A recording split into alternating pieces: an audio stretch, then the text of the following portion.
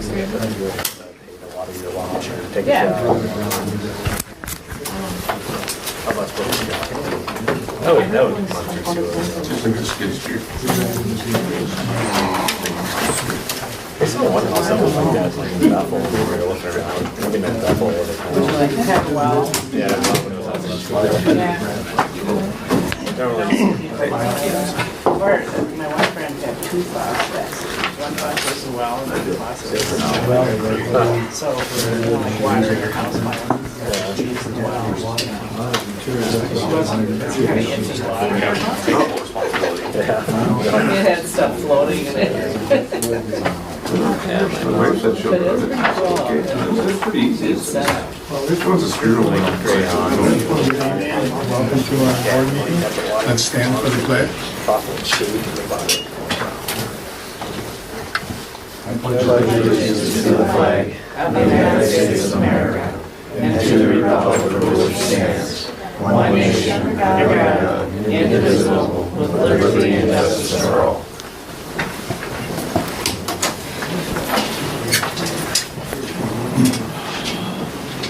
Need a motion to approve the amended agenda.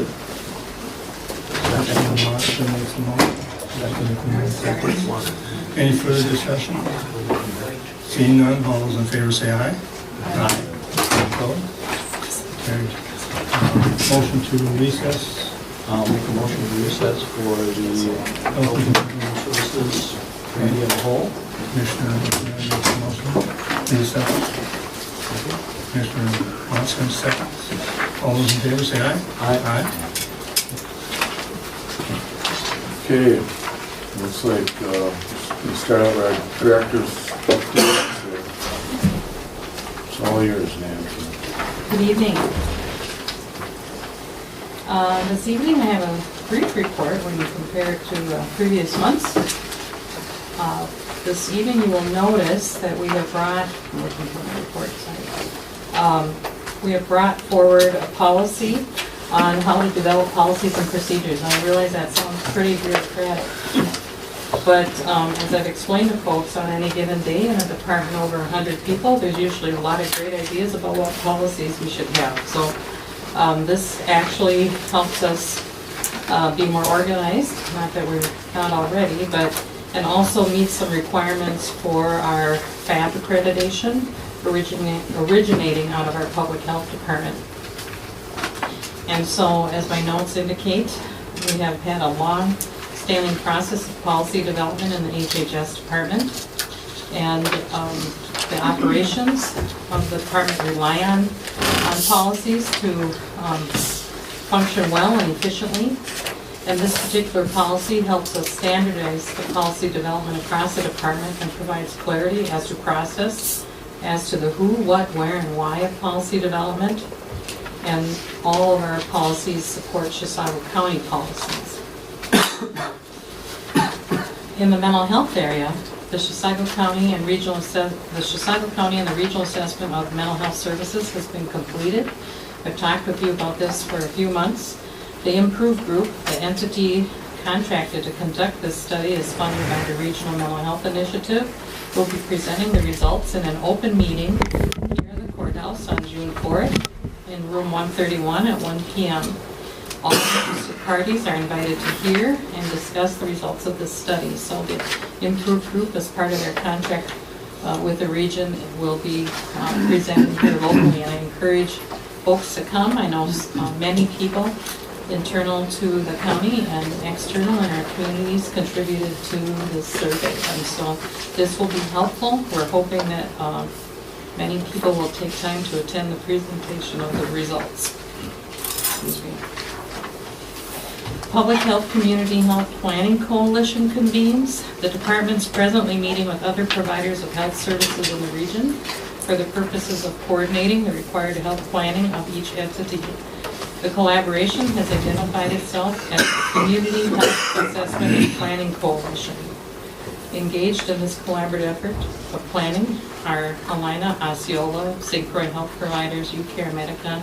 I'm sure I don't have them all here. Isanti and Chisago County.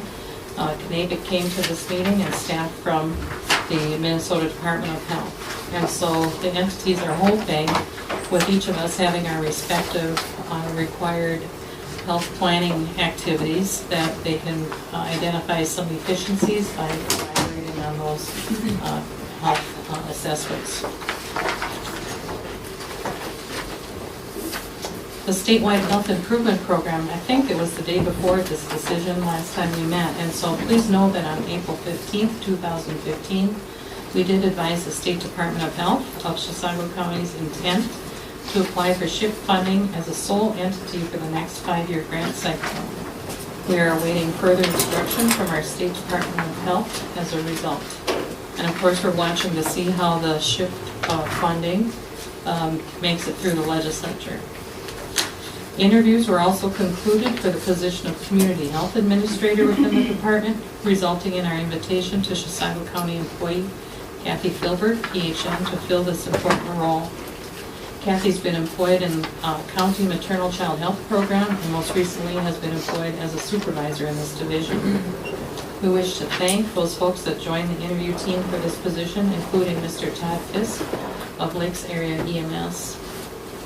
And so that was a good thing to get that particular position filled. Since then, late last week, not on this report, but I do want to let you know that we did appoint an acting supervisor in the Aging and Disabilities unit, and so we're happy for that, and that person is Ms. Courtney Warrenberg, and she's a PHN by training.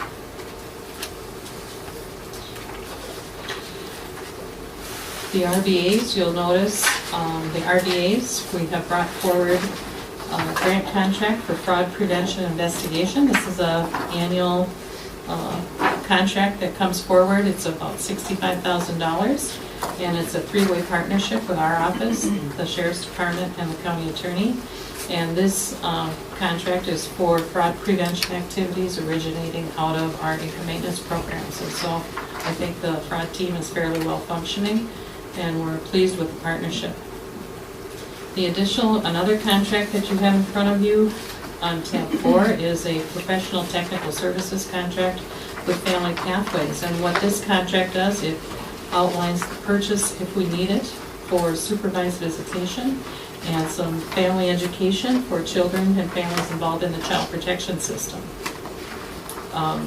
Periodically, we need to purchase supervised visitation when we have a number of kids and needs where folks are needing that service to visit with their children while we work with them while their children are in out-of-home care.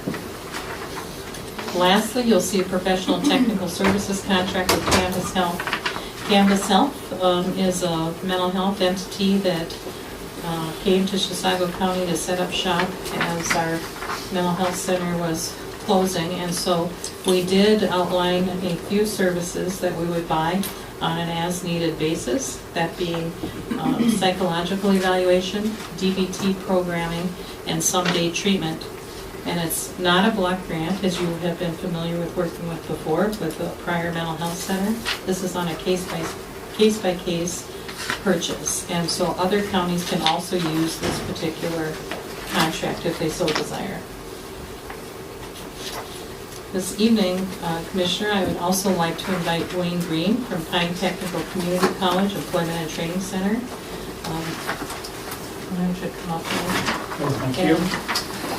Dwayne will be giving an annual report about their program with our department on behalf of Chisago County. Chair, Commissioners. Thank you for your time. As Nancy said, my name is Dwayne Green. I'm the Executive Director of Employment Training Center. We are a division of Pine Technical and Community College. I'd like to start by acknowledging my staff with me. Or at least one, I sit here, sorry about that. Sandy Buckley is one of our workforce development reps at our North Branch office. And Leslie Price, I believe, stepped out. Two of our work reps at North Branch, both serving Chisago County. You should have in front of you their annual report for 2014. And I'm not going to go into any of the details of that. It gives you some facts and figures, and it should have a nice photo layout of our 25th anniversary. We did anniversary. we did some open houses at each of our 4 counties that we served. We are the employment service provider for each of those 4 counties, Chisago, Sandy, Pine, and Mille Lacs. We've been the employment service provider of Chisago County for the last 25 years for MFIP and DWP, and I should say now SNAP as well, the supplemental nutrition program. It goes into detail as far as how many we serve and some of the other particulars on that.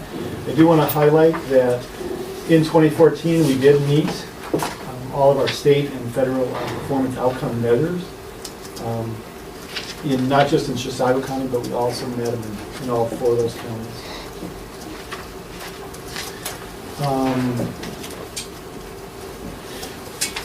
To the credit, I should say, of my staff, they're very dedicated. They make connections with the individual participants. That is through one-on-one contact, and here in Chisago County, it's twice weekly workshops. They are incredibly creative as far as these workshops with resume building, job skills, searching, and they are Chisago County, and as far as these workshops, they are almost always the lead as far as what they draw for weekly attendance for those groups. And I don't know if that's because the Chisago residents are so motivated coming in for the groups, or if it's because of the quality of my staff in Chisago County.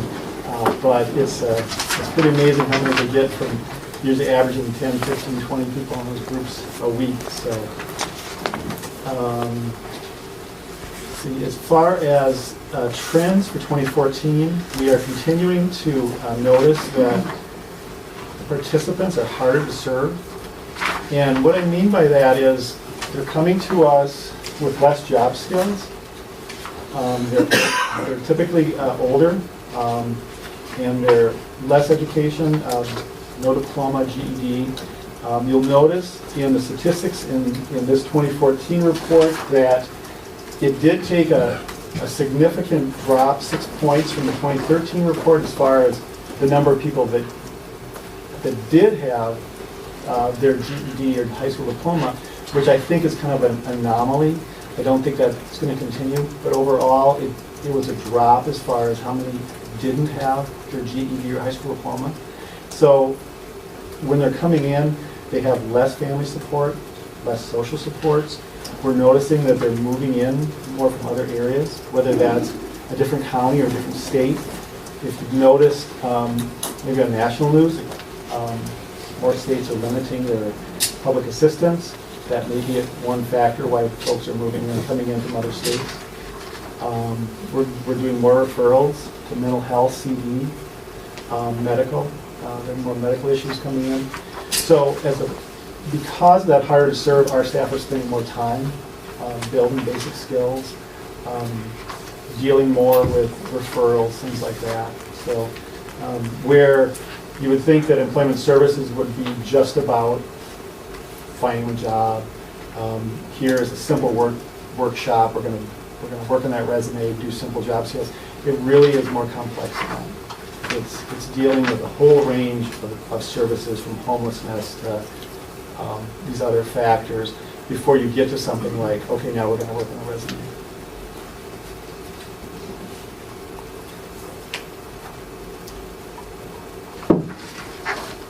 If you notice in those statistics, 80 to 85% of the caseload in 2014 had a high school diploma or less. Because of that,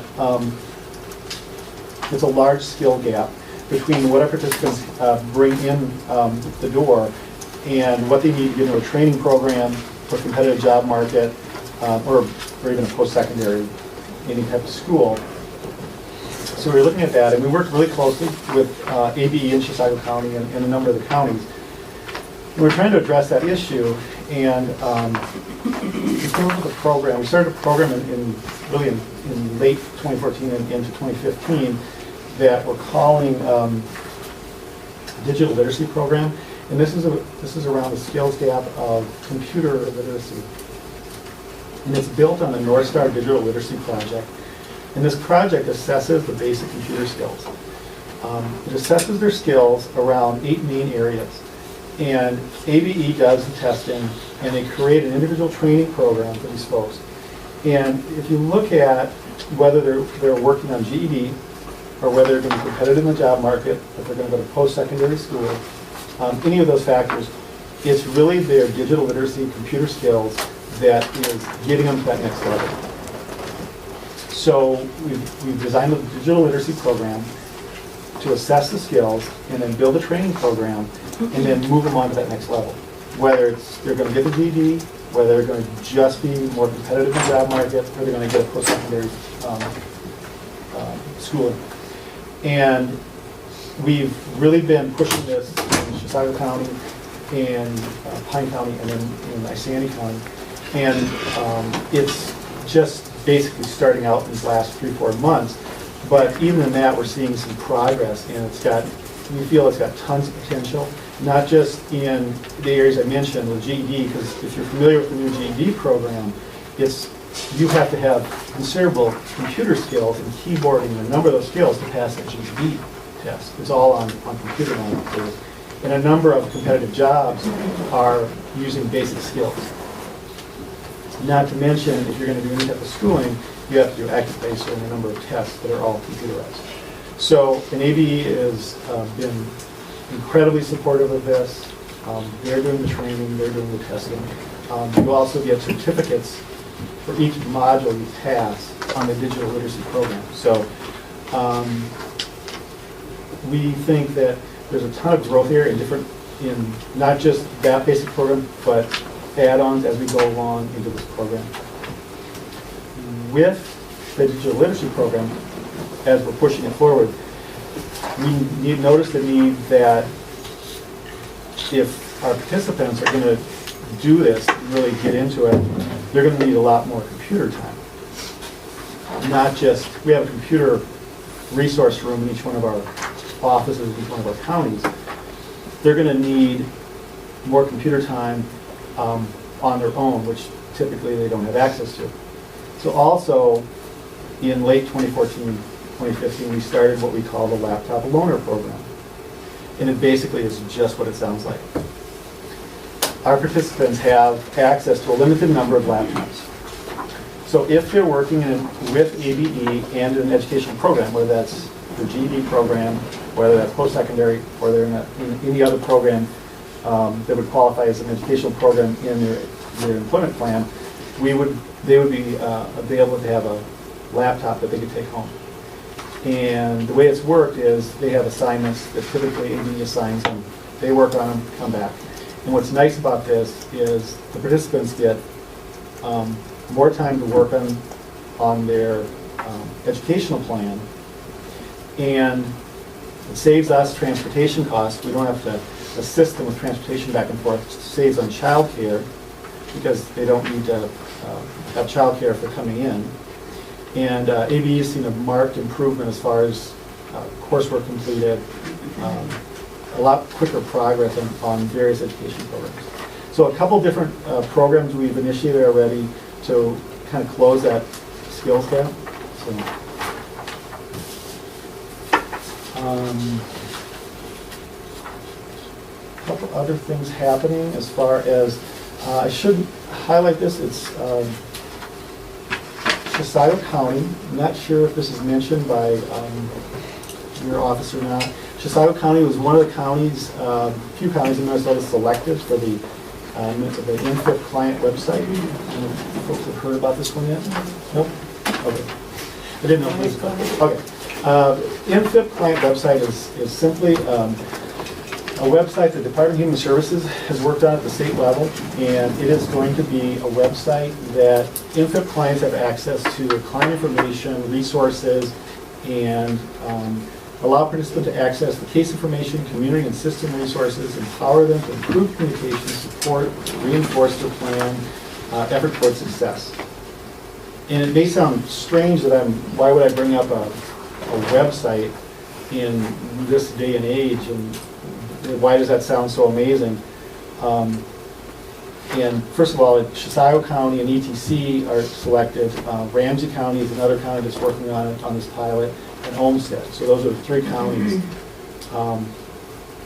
But besides the state of Minnesota, there's only one other county in the whole country that has this. No other state in the country has it. That has, where they have a client has access to a website that they can look at their records, they can access resources online, which sounds pretty basic when you think about it. We view our medical records, we view all sorts of information, and basically they're doing a lot of stuff. It's all by mail or phone or fax and stuff. There's not website access to this stuff. So there's a lot of innovative stuff going on with it.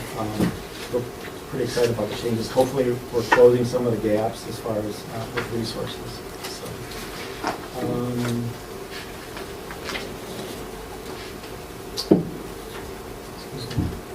A couple of changes with PTCC I'd like to highlight. You're probably aware, in a 2 short months, Dr. Musgrove, president of the college, will be leaving us. And I believe by the end of the month, here in May, the chancellor will be announcing his replacement. I don't know if you had a chance to meet the candidates. They were on campus here last week. So 3 candidates that are vying for that position. And they'll announce soon who the chancellor selected. So I did meet all 3. Seemed to be all very capable, and so I think by the 25th they're announcing the selections. And as you're probably more familiar than I am, I mean, Dr. Musgrove has done a really great job, and there is no fiscal or community issues. I mean, he's leaving it really on a high note. It's a strong position. It's been really great I've been there a year and a half. It's been great to at least have that much experience with him. So the other change that's going on, which you may or may not be aware of, is Stephanie Schroeder, which is my direct boss. She is the Dean of Economic and Workforce Development. She is leaving in 2 months as well. Excuse me. She is departing for the Hills of Carolina, so she is also leaving right about the same time. And that position will be filled after the new president comes. So she has been really instrumental as far as the workforce grants. I don't know if you're familiar with her work, and she's done with advanced manufacturing and all of the healthcare grants. She's been instrumental in bringing those in. So lots of work on her part, and that will continue. Dr. Musgrove has already talked to all 3 candidates, and they've basically all assured that they see that as a priority in their work. So they're saying it will continue. Any questions for me regarding the work? Thanks for the report. The question I have is, the people in Kanabec County, can they just go anywhere they want for service, or how does that work? Because they're not... Yep. We serve by contract, we serve those 4 counties. And when I came on board here about a year and a half ago, those were the 4 counties that were contracted to serve. And from my understanding, for 25 years, we've served those 4 counties. Kanabec serves a different county by contract. So, Well, this isn't the first time we've had a map like this when Kanabec County's not in it. Because they have a hard time joining anything. My understanding is Kanabec does have a contract with another entity that serves them. Okay. That's all I need to know. Anybody else have anything? I do have one more, if I may. We do have, I give, as director and an administrator for a number of years, I give facts and figures. And it doesn't really give you kind of the personal side of how these programs affect people. And with your permission, Mr. Chair, we do have... She does not arrive. We do not. Excuse me. We had planned for a young lady at, this is my 3rd presentation of the county boards, and we had infant participant, but she must have gotten really late, so I'm sorry about that. We did have an infant participant that was going to speak today about her personal experience, so I will end my presentation. Okay, thank you very much. Thank you. Thank you. Nancy, we've got about 3-4 things, so we move to our regular meeting. And someone want to make a motion, move all 4 of them? Yeah, Commissioner Green, yep. Second. second by Janelle. They'll all be right next here in a couple minutes. So, all in favor? Aye. Aye. Opposed, motion carried. Motion to adjourn our commissioner. Make a motion to adjourn the Health and Human Services Committee. Second by Commissioner Green. Any more discussion? All in favor? Aye. Opposed, motion carried. Thank you. Okay, thanks, Thank you, Nancy. Nancy. You want to do some consent ones? Sure. Thank you, Mr. Chair, members of the Commission. Tonight's consent agenda consists of 10 items. They are as follows. The first 4 are Committee of the Whole recommendations from Health and Human Services for Director's updates, payment of warrants and miscellaneous bills, approval of a grant for fraud prevention investigation, approval of a professional technical services contract with Family Pathways, and approval of professional technical services contract with Canvas Health. In addition, the following items are included on tonight's consent agenda. They include payment of the county's warrants and miscellaneous bills, approving the minutes from the regular meeting of the County Board of Commissioners from April 15th, 2015, approval of recommendations for abatement of property taxes from the county auditor, renewal application for retail sale of tobacco and alcohol products for the vendors listed in the board packet, and finally, approval for seizure, sale, and disposal of abandoned property, personal property on tax forfeited properties also coming from the county auditor. All of these are recommended for approval. Okay. Need a motion to approve? I'm going to move item 1 through 10. Okay. Commissioner McMahon makes a motion to approve. Need a second? Commissioner Motzka seconds. Okay.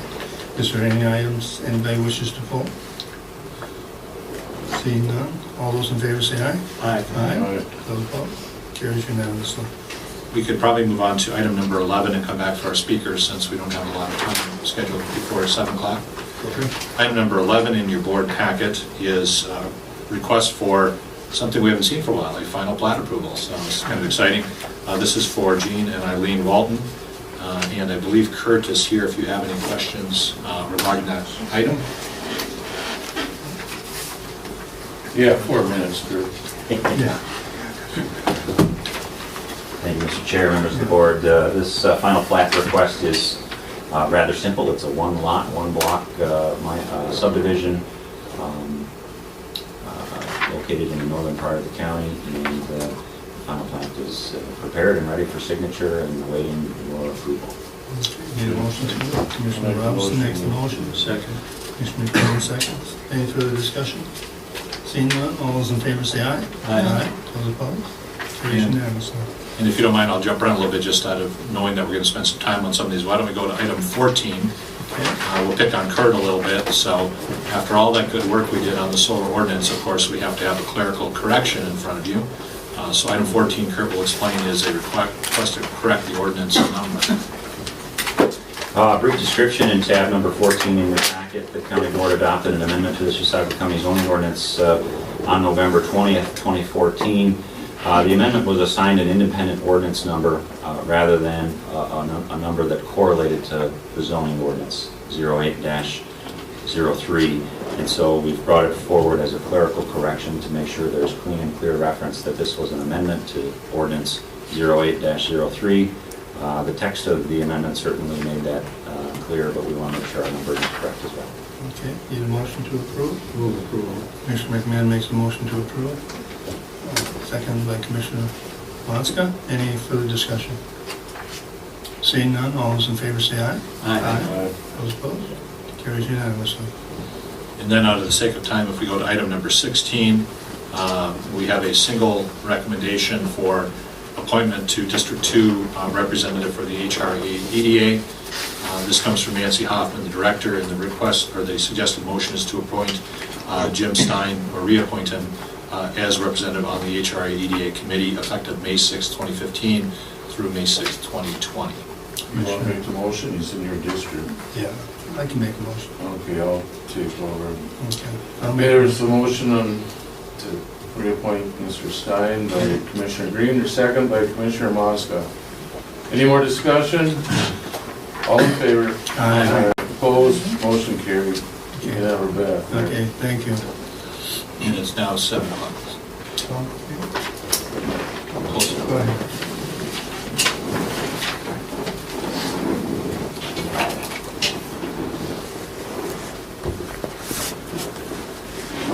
Thank you, Mr. Chair, members of the Commission. Citizens Forum is scheduled for 7 p.m. tonight. Citizens Forum is provided so that citizens or residents may make a comment, statement, question, or proposal. Citizens or residents are limited to 3 minutes and are asked to conduct themselves in a professional, courteous manner and refrain from the use of profanity. Failure to abide by this policy may result in the loss of the privilege to speak during the night. We have 2 people who have signed up to speak at tonight's Citizens Forum. First is Ken Fusaro from Lent Township.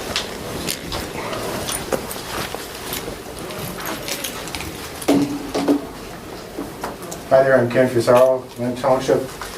I just wanted to urge the board to continue pursuing your efforts to broaden the coverage for the county-wide for the webcasting, and to please revisit your discussions about that issue, because it is important for the whole community to be able to have access, and we have the technology for it. I would really love to see us really get ourselves way out in front. The speakers you just had were talking about Chisago County as being like a pilot community in the nation, one of very, very few that are being right out there, that the eyes will be looking at us. We could really integrate this thing and bring us right up to the top on this with integrating our efforts to have webcasting.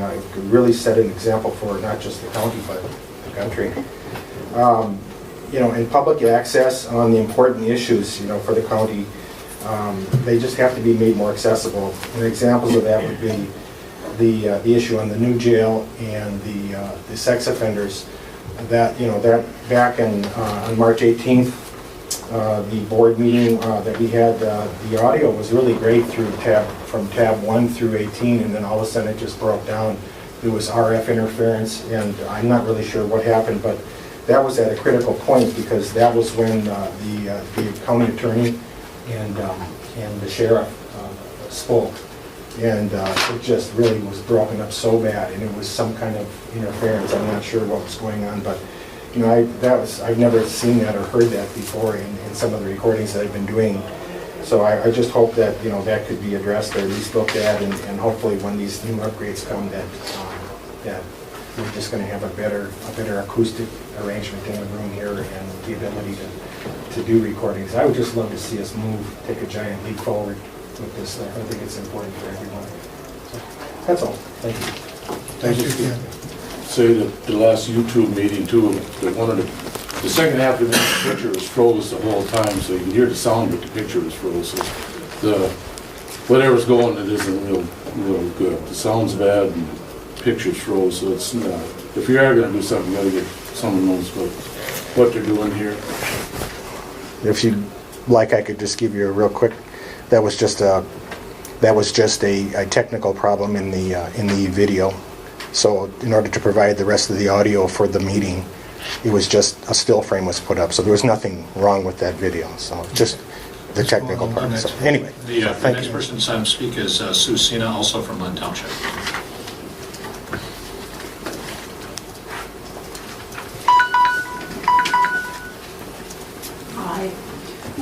I see that on your agenda tonight that we're hopefully going to get some updates about the jail situation. And I just wanted to say I wrote a letter to the editor, and some of you may have seen it. I'm anxious to hear, we at one point there was a plan for 40-bed jail, then another for 20. I want to know what it is that we're trying to resolve. What is the problem? And it's not simply that there aren't enough beds. It's who is being sent away. Is it women? Is it mentally ill staff? Staff, yeah. Sorry. You know, so basically, I'm hoping that your committee and the sheriff are taking a hard look at, you know, if we add beds to something or create beds, that we are solving whatever is the problem that you're trying to solve. So, I'm anxious to hear. Thank you. Thank you. That's all who signed up to speak at tonight's Okay. citizen forum. Thank you.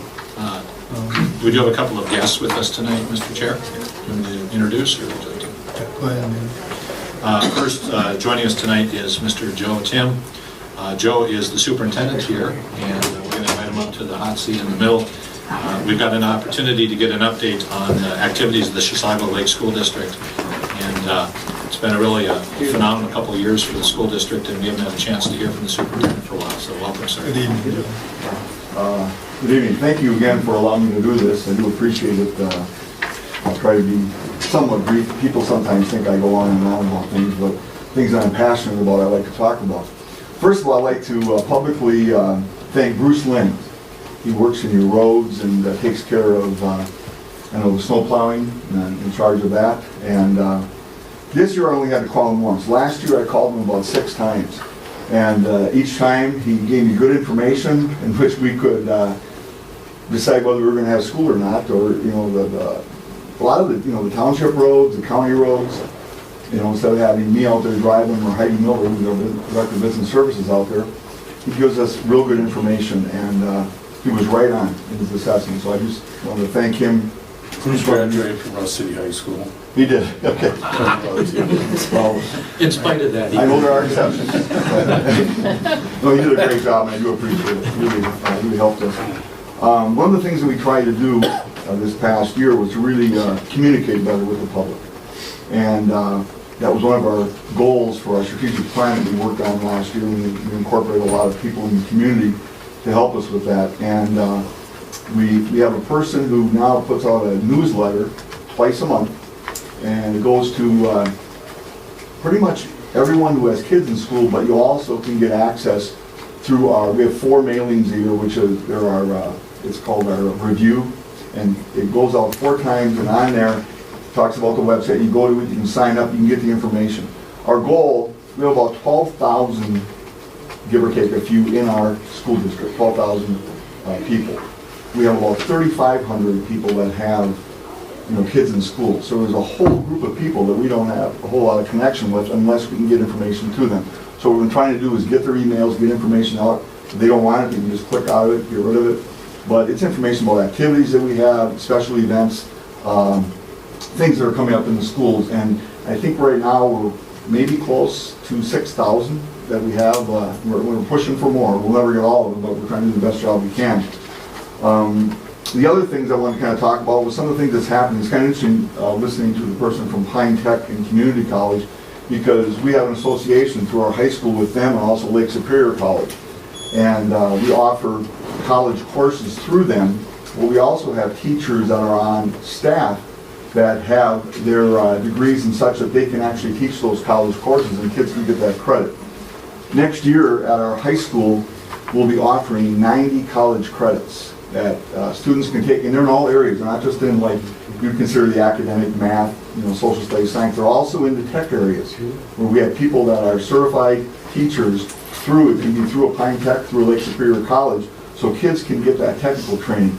What it comes down to is that the students, starting next year, take those programs, take those classes, and you know, do well in them. They will be able to actually have 1.5 years of their college paid for. You know, just going to school at Chisago Lakes, and other school districts have the same type of thing, but we feel we have a lot of credits that students can take. The other thing that we're working on for next year is OJT, on-the-job training. I'm a firm believer you don't have to go 4 years, you know, to college to get a job. You can go 2 years. You can get great jobs out there. We've been trying to work with some of the local industries, getting kids involved in that. Well, next year we're going to have a person on board who's going to be like a job coach, and we're going to try and tie those kids into certain areas. I also believe that there's kids that don't know what they want to do when they get out of high school. But if we can maybe give them the right education in high school, open up those opportunities, maybe they can work for a couple of years and then decide if they want to go to a 2-year or a 4-year, because you don't want them just to go to college and waste a year, because it's quite a bit of money, especially in today's costs. Also, our scores, we have students that are very motivated, in our school system. You probably heard about what they call the MCA tests, the Minnesota Comprehensive Assessments, and they give them in certain grades. And what I don't like about them is that they compare one school to another school. And you do get the information to help you with the students, but it's not as good as some of the other tests that we give. But I don't like these comparisons. But we have done very well in those tests. And if you take all of the schools across the state, last year in math, in the MCA in 2014, we were number 7 in the state.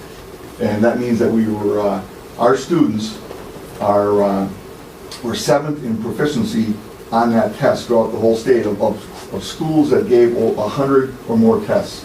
And they give it to the juniors, but we give them in 3rd grade, 5th grade, all the way up through, I should say 3rd, 4th, and 5th into middle school and also middle high school. It's a tough test, this year especially. I don't know if you've heard or seen some of the things in the news.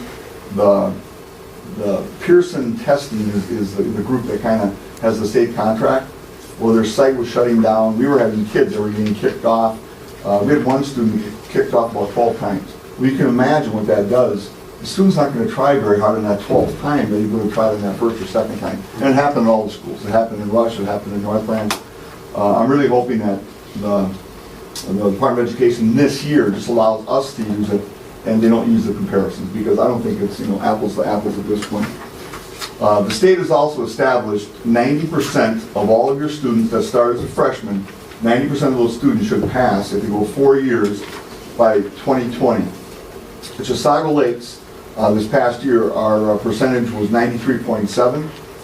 In 2013, it was 93.4. In the last 5 years, the average is 91.8. So again, we've reached that goal. We're going to still continue, but the goal is 90% by 2020. The state average the last 5 years is 78.3%. So again, you can be very proud of not just Chisago Lakes, but all the schools in the county, because they really do a great job with graduation and getting those kids from point A to point B. At our middle school, we also have what they call STEM classes. The STEM classes are science, technology, engineering, and math. And a couple of years ago, when we passed a referendum, we actually earmarked some of that money for those different areas. So now we have, in 6th and 7th grade, students take design and modeling, actually building the designs that they come up with. And a lot of them are the CO2 cars. And then they have to figure out, the mileage, they have to figure out, the consumption of whatever fuel that they're using with that particular car. They also, in 8th grade, they take automation and robotics. And they have to go on the computer, and they usually work in teams of 2 to 3, and they have to come up with a program. They're given kind of a challenge. They have to come up with a program to design the robotic car, and then the teacher lays out a path that car has to go down. And it's not like you have everybody doing the same path. They all have different paths that they have to take, and you have to figure it out mathematically. So it's really challenging the kids. We also have those same classes in our high schools, because it's important in those areas for those kids to excel and to compete when you get to that next level. They have to do it. We took a tour a few weeks ago at Kendall Howard, which is over in Chisago City, and met Randy Harriet, who was, I guess he's the CEO of their company, and he was talking about what they manufacture and how they're in competition with a lot of different companies that are over in China. But what they can do, they can build a product that's better, more efficient, and people will buy from them because of how they build that product. And that's what we want to show our kids, is that, you can go into manufacturing, you can go into some of these other areas. You don't have to go 4 years to college, and you'll be able to compete, and you're going to be able to make a pretty good living if you continue in those different areas that we're hoping that they continue in. The last thing that I just really want to talk about is that we do have some dates coming up here for some fine arts events, and if you get a chance, please visit our schools. And these are all free. Our board changed, I think it was last year, all of our concerts and basically all of our programs, except for our variety show and then for our fall musical. We charge for those because of the cost to put those on, but all the rest of them are all free. So we have high school choir concert coming up on Monday, May 11th, and these are all at 7 o'clock. We have a band concert at the high school, and these are all in the Performing Arts Center, on Monday, May 18th at 7. We also have a jazz concert. If you can't make the other two, make the jazz, because they kind of put the two together. They have some of the best kids from choir and then also the jazz band, and they play. And that's Tuesday, May 26th at 7:30. The other major event that we're hosting the Mississippi 8 Visual Art Show. And that's actually tomorrow night, and it's from 3 to 7. You can come in and visit. It's set up in our main gym, and then all of the best artists from all across the Mississippi 8 Conference have their items there. It could be in painting, sculpture, it could be in metalworking, all different types of things. And then they actually, they're judged. And we have an assembly with all those kids on Friday morning in which we give out awards for some of the best. So it's very cool. And these kids, to this, to a lot of these kids, this is their state tournament for visual art. And so we really like to promote that. If you get a chance, come up to, like I said, the Performing Arts Center tomorrow night, and I think you'll really enjoy it. Do you have any questions? Any questions? Mr. Chair, I got a question. On the college credits, how many of our students are taking advantage of that? I mean, do they have to, what do they do to take advantage of that, I guess? Well, what happens is that most of them, they can start as their sophomore year to take those classes. And a number of them do. I don't have the actual percentage that they have, but I know that I talked to a lot of parents that have said that, when they go to a state school, the state schools accept all of the credits. When you go to a private school, they'll take some of those credits. But I did have a parent tell me the other day that her, I think it was her son, is going to one of the private schools, and they accepted all of the credits. And the reason, it's competitive out there, because those private schools are competing against those state schools. And what happens, if you go to a state school and your credits are going to be counted where you don't have to pay for them, well, that private school also then kind of put out there where they have to accept those too, or they're going to lose that student. So, these are they're great programs, and the kids do very well. It's $20,000. It is. It's amazing. Or more. My own daughters had taken a course. Didn't have as many back then, but they took them, and they actually were able to have, I think it was about a semester that was paid for by taking those courses. There is a challenge, and I'm sure you're aware of it. The classes that they take when they're undergrad or when they're in high school, they count to the GPA. They are. And so sometimes I've actually heard of somebody who got a scholarship, but because that person, when they took the classes, was younger, it was tough, and they actually lost their scholarship based upon the high school classes they took. And the problem with that is, I personally think that we've got it all wrong. And I know why schools need to be doing this, but wouldn't it have been smarter to allow children to develop through their high school years, to work on their social skills, and to have the childhood that perhaps we had? And then we should have maybe thought about, figure out ways that we could be supporting higher ed so that's affordable.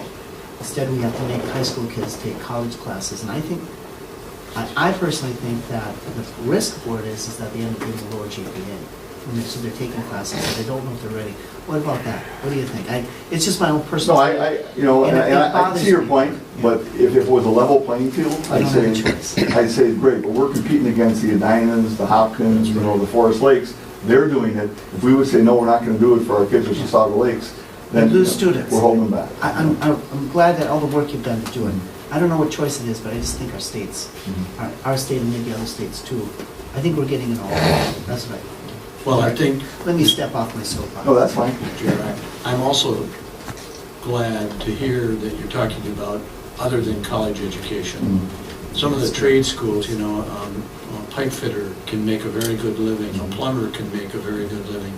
And over the years, we've emphasized so much on the higher education that we've got a lot of unemployed people. I think we just found out about that number, where a lot of these people, the talent is there and the needs are there.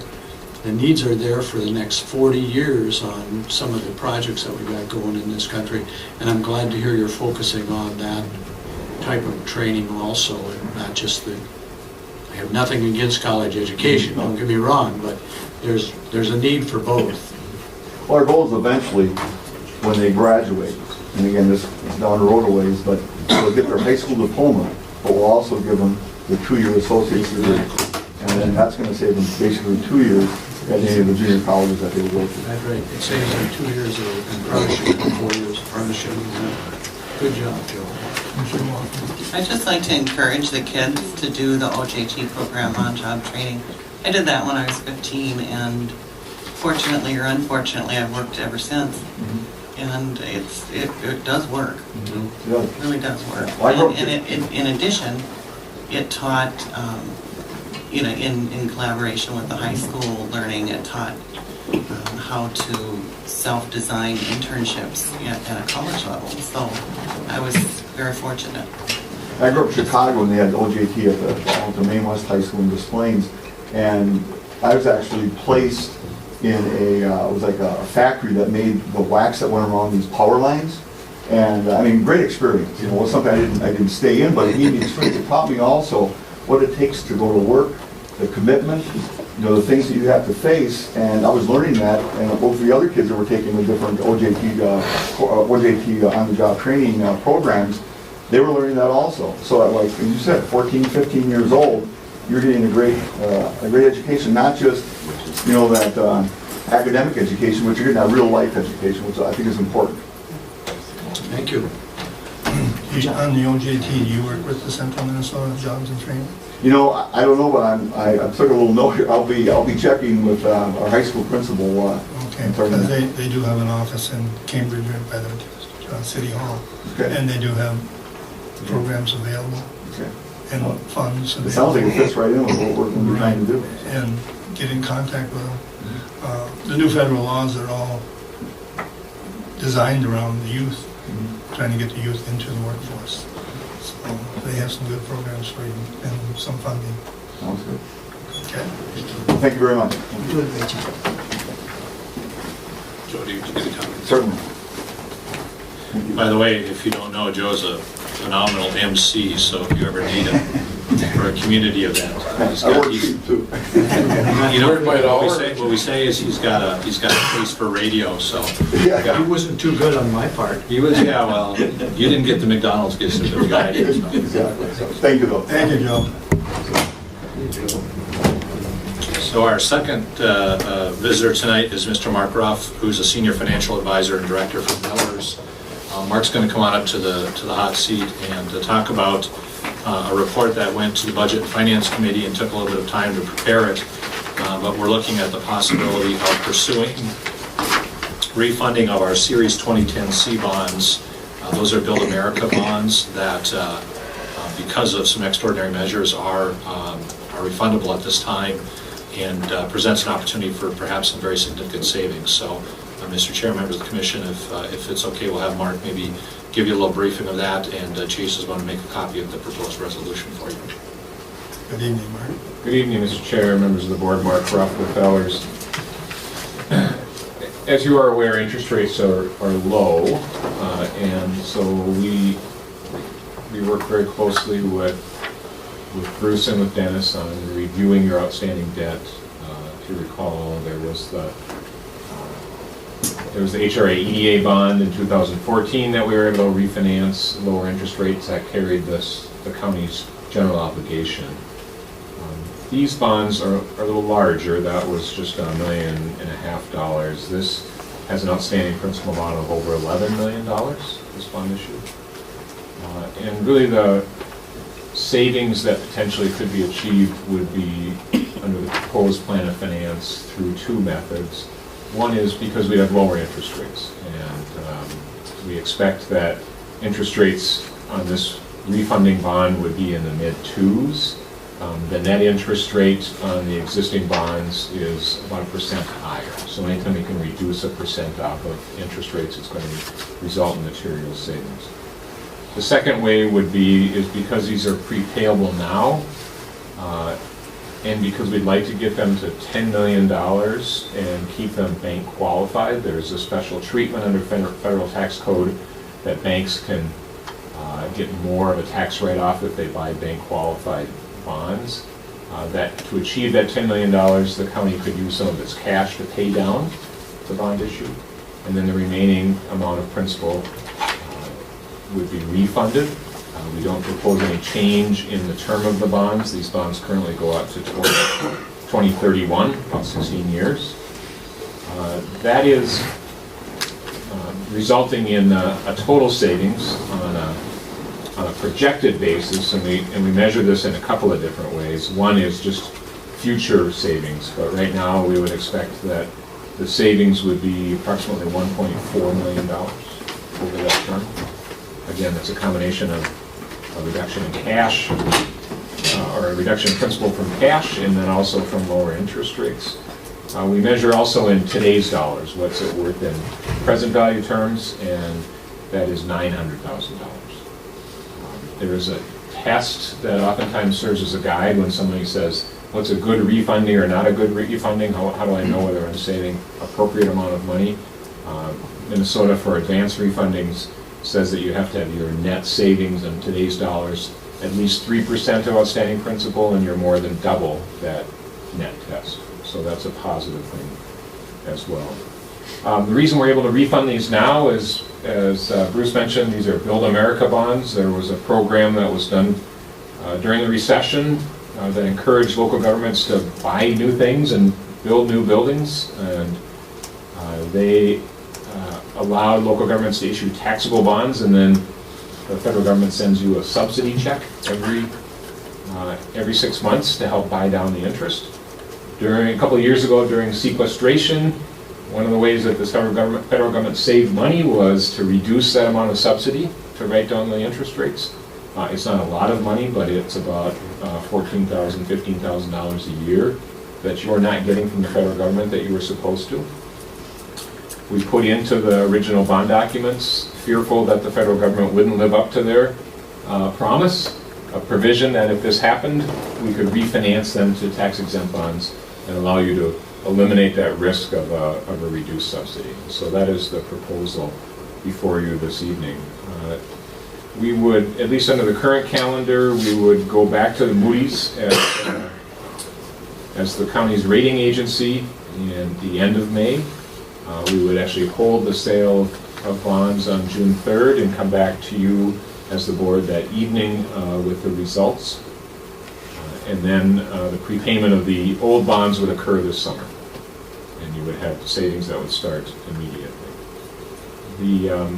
Whenever we talk about refinancing, we always talk about things that are positive, but we also have to say is, why would you, as a county board, not want to do this at this point in time? I think there probably would, one thing with any refinancing is you don't want to refinance bonds if you are thinking you're going to pay them off sometime in the next 4, 5, 6 years. It's my understanding, because these are primarily tax supported, that's not something that you anticipate, but it's an important conversation to have. The second would be is if for some reason you think interest rates are going to be lower over the next 6 months or a year, then certainly waiting. But we don't make that recommendation. No one can predict interest rates. So I think our counsel to you is, if these meet your savings goals, then we ought to move forward. But if there's other circumstances that you as a county board want to talk about, we'd be happy to discuss those as well. With that, just again want to say thanks to your very good staff and their assistance and guidance on all of this. We will be working with them very closely through the rating process. You carry a AA2 rating, which is a very good rating for a county of your size, and due to the fact that you have increasing property values is a good story to tell as well for the rating agencies. So you will also have a report that would come back to you in early June. Commissioner Robbins. So what do we need, just a motion to say we're going to refinance these bonds and that's it, or? Mr. Chair, members of the Commission, Commissioner Robinson, we've got actually a resolution. Chase is making a copy of it right now. I'll make that motion when he's doing. Second. Okay, Commissioner Robinson makes the motion, Commissioner McMahon seconds. The resolution as being formed. Any further resolution? Let's make sure you see it first. Yeah, I just see it. But we have some questions. What about trust? What about trust? Well, you know, trust but verify. Trust but verify. Never put your signature on something you don't read, right? I think there's no question, Mark, that we want to refinance the bonds. Anytime you can save that kind of money, you have to do it. I haven't seen the resolution, and are you presenting two resolutions? No, it's just an option. It's actually a simple resolution to authorize the sale, but not to approve you know, you still get one more look at it, yeah. I think it's good though for the board, Mark had, Mr. Chairman, Mark had alluded to something I want to make sure we cover with you. The series that were sold originally were for the Armor radio system. There is some residual funds left over in the Armor account, because you'll recall when you built up that fund, you sold some bonds, you got a couple state grants, and you actually put some levy dollars in there, or maybe it was CPA dollars. Anyhow, Dennis is recommending, and Mark kind of alluded to this, the refinance total package is about 11.5 million. There's a 11.35 million in the actual refinancing, and then another 150,000 in closing costs, essentially. The recommendation then is that we actually pay down the debt to 10 million. So out of your Armor fund would come 1.5 million, and the auditor's recommending the use of that versus taking it out of your reserve funds. That getting you down to 10 million allows the 10 million to be sold as bank qualified, which will get you a slightly better interest rate. The question I have, Mark, is that the original series were also wraparound bonds, and we were doing interest only, and principal didn't start till 2019. The new bonds that we would sell, I'm assuming our P&I would actually be higher than our interest only for the next 3 years. Is that correct? The way we had originally structured it was to just leave your principal payments the same, and so your savings would actually be, under the current estimates, a little lower in the first couple of years until you started into that wraparound period, and then have a little higher savings. So we'll follow the wraparound then. If you want to start savings earlier and make it level savings throughout the term, you are certainly able to do that, but we had originally structured that just to follow the wraparound. And I appreciate it. I just wanted to make sure that the board was aware then that it won't affect your cash flow essentially significantly over the next several years, and Dennis wanted to make sure that that was clear to the board. Is that a fair assessment? In other words, you're not going to start putting out a significant more amount of money next year on debt service. We expect that between the cash savings and the refinancing, that it'd be at least $150,000 savings next year and the following year. And then that would jump up to hopefully $190,000 to $200,000 a year in savings between cash and so you would see savings right away, but it just wouldn't be quite as much as what you would see in 3 years. Does that make sense then? Yeah. So then to answer the Commissioner Robinson's question, the motion would be to approve by resolution the recommended issuance and offer for sale of 10 million in GO Capital Improvement Plan refunding bonds. So, you want us to read this thing and vote in 2 weeks, or do you want to vote right now? Well, tonight, I just want to make sure you have the full packet, so. And then, It's okay, Lynn? Yeah, I'll make the motion. I'll second it. Any further discussion? Seeing none, all those in favor say aye. Aye. Those opposed? Carries. Thank you for the time. Good to see Thank you all. very much. Yeah, I'll read this to you.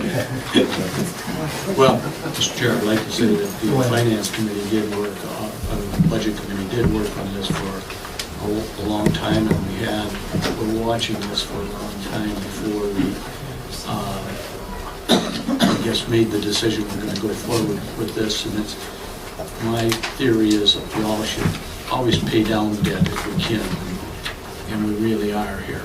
So it's a good job that they've done for us. Thank you. Go ahead. Mr. Chair, members of the Commission, items 12, 13, and 15 are all going to be with Mr. Schneider again, so he'll come on up to the hot seat.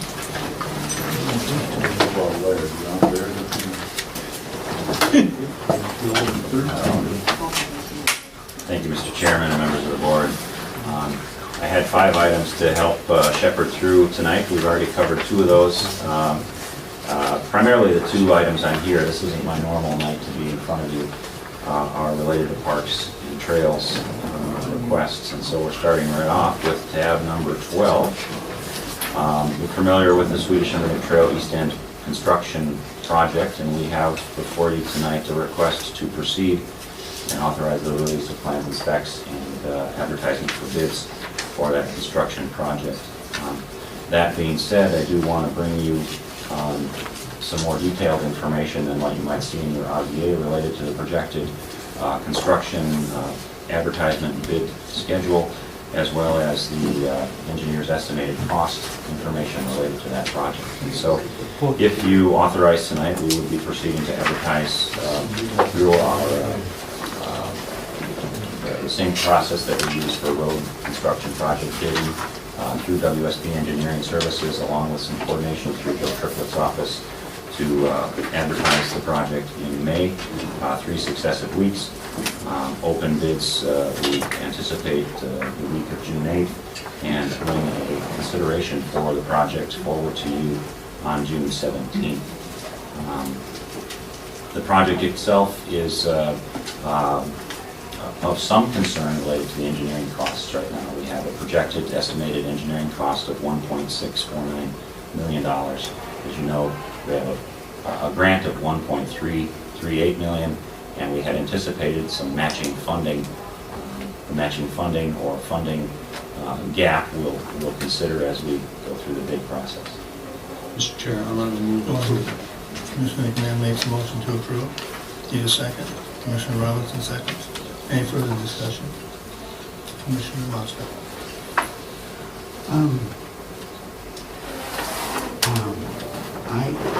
I've been riding my bike once in a while on the Sunrise Trail on something that hundreds of thousands of dollars gone into, more than $1 million. I'm worried about this. That's not being maintained. That's horrendous. I think you and I will have fun to ride. But I think we should be talking about, I don't know who else wants to join me, but it's unbelievable. People actually drive along the county road now as they go through the county. It is not being maintained.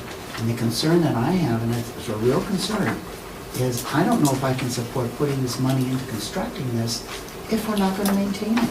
Because I'll bet you we're promising to maintain it. I'll bet you we're breaching our federal agreements with the federal government by just letting their investment go and whoever's paying for it. Tell me what we're agreeing to do and what's the plan to maintain it. Otherwise, I can't support this. And I think we shouldn't, in good faith, do this unless we have some plan to start maintaining these trails and living up to what we're promising, the federal government and other funders. And I see the Parks Director knows about that. Isn't it true that every grant says you must maintain? And why haven't we done it? And I know why. It's because the board hasn't stepped up to the plate. But before I can support this, I want to know what your plan is to comply with the federal obligation we already have, let alone a big, huge new part of trails. Specific to the Swedish Immigrant Trail, the grant agreement that we have with the state of Minnesota does, as it did with the Sunrise Trail, require a 20-year maintenance, 20-year care guarantee, in a sense, to keep the trail open and usable for the public. Over the course of the 20 years, of course, there is degradation of the trail. Our Parks Director can give a little background on the Sunrise Trail and the limited amount of maintenance that has been done, and we're certainly well aware we are very near the end of that 20-year time period with the Sunrise Trail. Well, no, we're not. We're within the period of time we're supposed to be maintaining it. And I haven't heard anything that I don't think we should accept a contractual obligation to do this unless we have some plan to maintain the current trails. I don't think I can support this. Commissioner Walker. I got a call just last week from a gal who said she saw the Welcome to Chisago County sign on the Sunrise Prairie Trail and then encountered a bunch of bumps. It's it's dangerous. really, she could literally tell the distinction between the counties. And she begged me to try to do something about, having it repaved, having something done. I think Commissioner Monska is correct, and that people are beginning to use the county road because it's in better condition. Mr. Chair, if I could talk about that just for a minute. Wasn't there $75,000 allocated to? Yeah, unfortunately, the $75,000 isn't going to begin to touch the program. And what happened is Washington County's in the 7-county metro area, and they had received some legacy funding just last year to repave their section of the trail. So I knew this was coming. When people come off that Washington County segment and come onto the Chisago County trail, it's quite obvious, as you pointed out. I think there's there's a positive message that I can share, and I've been getting a lot of phone calls, as maybe you have too, regarding the condition of that trail. Last year, Kurt and I submitted an application to get regional designation for that trail, which you're aware of, I think. And only 19 facilities around the 80-county non-metro area received regional designation. Our trail was one of those. By getting that regional designation, it puts Chisago County in good position to compete for those legacy dollars. And the new commission that's been formed to make recommendations regarding facilities to receive legacy money, they gave us that regional designation. So I think Chisago County Board should take advantage of that. There will be an application process ending August 30th, I believe it is. We have to be in if we want to apply for that funding. And they'll be making recommendations on January 1st, I believe it is, in the 2016 legislature regarding how the 2016 and the 2017 legacy funding will be spent. So that will be, you know, in the area of $17 million legacy money that they'll be making recommendations on. So we need to complete a master plan for the Sunrise Prairie Trail to compete for that money. We don't have one right now. We would need that in by, I think with the application, August 30th. So we'd have, you know, that time to do that. Do you need a motion? Happy to I make. don't know if that's on the floor right now. I'm just responding to Ben's No, concerns. I appreciate that. I think we'd have to come back, since it's on your agenda, and have you vote on it. What we can do between now and next meeting is solicit quotations for completing the master plan and bring it back on the next agenda. That would be timely. Can you also look into what it would cost this year to get a pavement? We can ask Joe for an estimate. I've got an estimate, it's 900,000, we already got it. So, I mean, I I'd love to think, hear about that. It's $900,000 to do what we promised to do, and we don't have that money. I'm Why glad that didn't we've we got do it? some plan to, Mr. Chair, why didn't we do it? Because we didn't budget for it. we didn't budget for it. We didn't budget for it, so it's not their fault, it's not our fault. And I'm not gonna pass up an opportunity to start working on the other trail because we didn't do what we should have done all along in maintaining the trail. That was our responsibility to maintain that trail, am I not correct? And- So maybe what we do is we put it in our budget Administrator? and then Well, we I mean, move to the next trail. a couple of things, you know, for you to Well, think do you about. want to not take this grant? Grant is for the Swedish. The Swedish unit could do it. There's a, you know, first of all, I think it's incumbent to say that there's a wide degree of latitude about what is considered a standard for trails.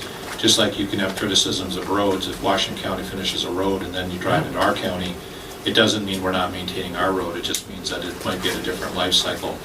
And I think Laird explained exactly some of what you're hearing. The key is that we have never received any indication, Commissioner Monska, that we're out of compliance. Now, that doesn't mean we don't have to have a plan to maintain it. And I think what you're hearing is the way other counties are maintaining these trails are going after grant programs. So as your staff, we would not recommend you spend levy dollars and raise the levy to maintain this trail at this time. We would rather recommend that we prepare and plan and go after a grant to maintain the trail. Well, thank you. I'm just gonna say a 5 to 6 inch gap in the pavement that you're supposed to walk over or something and not get hurt, or ride a bike and not flip, is not properly maintained. I'm just gonna say that, and I'm gonna say this. I'm gonna back this grant, because I think it's a great amenity for our community. But I just wanted to put everyone on notice that I'm gonna be wanting to see stuff coming forward so that we can access these legacy dollars. Thank you for staying on it, staff. And you know, I am concerned about, you know, our work. We're telling these grantors that we're going to be maintaining. I don't think we're maintaining that trail. And it is used for transit. People actually get to work using it. And it is a great amenity. There could be as many as 1,000 people on it during a Saturday. They're not there now because it really can't be used for the purpose that the feds, they put the money into it and we promised to maintain it. We're not doing it. We're within the 20 years. So thank you for having a plan, and I'm sorry to, to be upset about it, but frankly, I appreciate the effort to address it. Thank you. And I'm going to support this. Thank you for the comments. Thank you. Okay, we need a motion to... Really made the motion. George made the motion, I second. Okay. Any further comments? All in favor, say aye. Aye. Those opposed? Carries unanimously. Thank you. Thanks, Brian. Tab number 13, I think.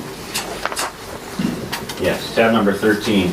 We have before you a recommendation coming from our park board, or on behalf of the park board.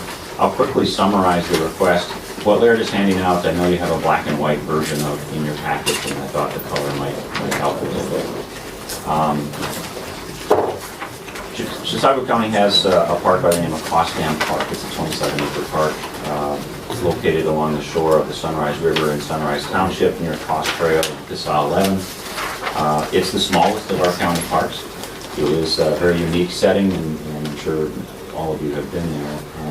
Recently, there's a large land holding around both sides of this park. It's a 48-acre land holding that has been on the market or come up for sale. The park board had expressed some interest in looking at that, and also with the full knowledge that their 2002 Master Comprehensive Parks Plan projected and identified a priority acquisition site for land around Costam Park. So the logic of them looking at the adjacent property as it went up for sale started to make some sense to the park board. They proceeded to review the site, walk the site, and they have offered a recommendation that we pursue in some manner the acquisition of this property. In the RBA before you is a brief description of the property. Again, it's a 48-acre site. It includes 4,200 feet of shoreline along the Sunrise River. There are some small cabin and a structure on the site that is currently listed at a price of $319,000. It is assessed by our county assessor's office somewhere between $250,000 and $300,000. And they have asked that we bring this forward for your consideration. We have identified a desire, a recommended motion, if you so choose, to authorize the county staff to explore acquisition options for the property at 11350 Costam Road. By acquisition options, we've identified a few potential funding scenarios. Really, very superficial research has been done as to what opportunities exist, but also identified that acquisition options may include direct purchase discussions, rights of first refusal, contract purchase, or other real estate acquisition scenarios. And so we're seeking the board's input at this time, and if you so choose, authorization to talk to the property owners in more detail about any scenarios or options that might exist. Mr. Chair, listening to the previous conversation about bike trails and knowing that we need some maintenance on our bike trail, I think this is not a very good time to bring this to the board.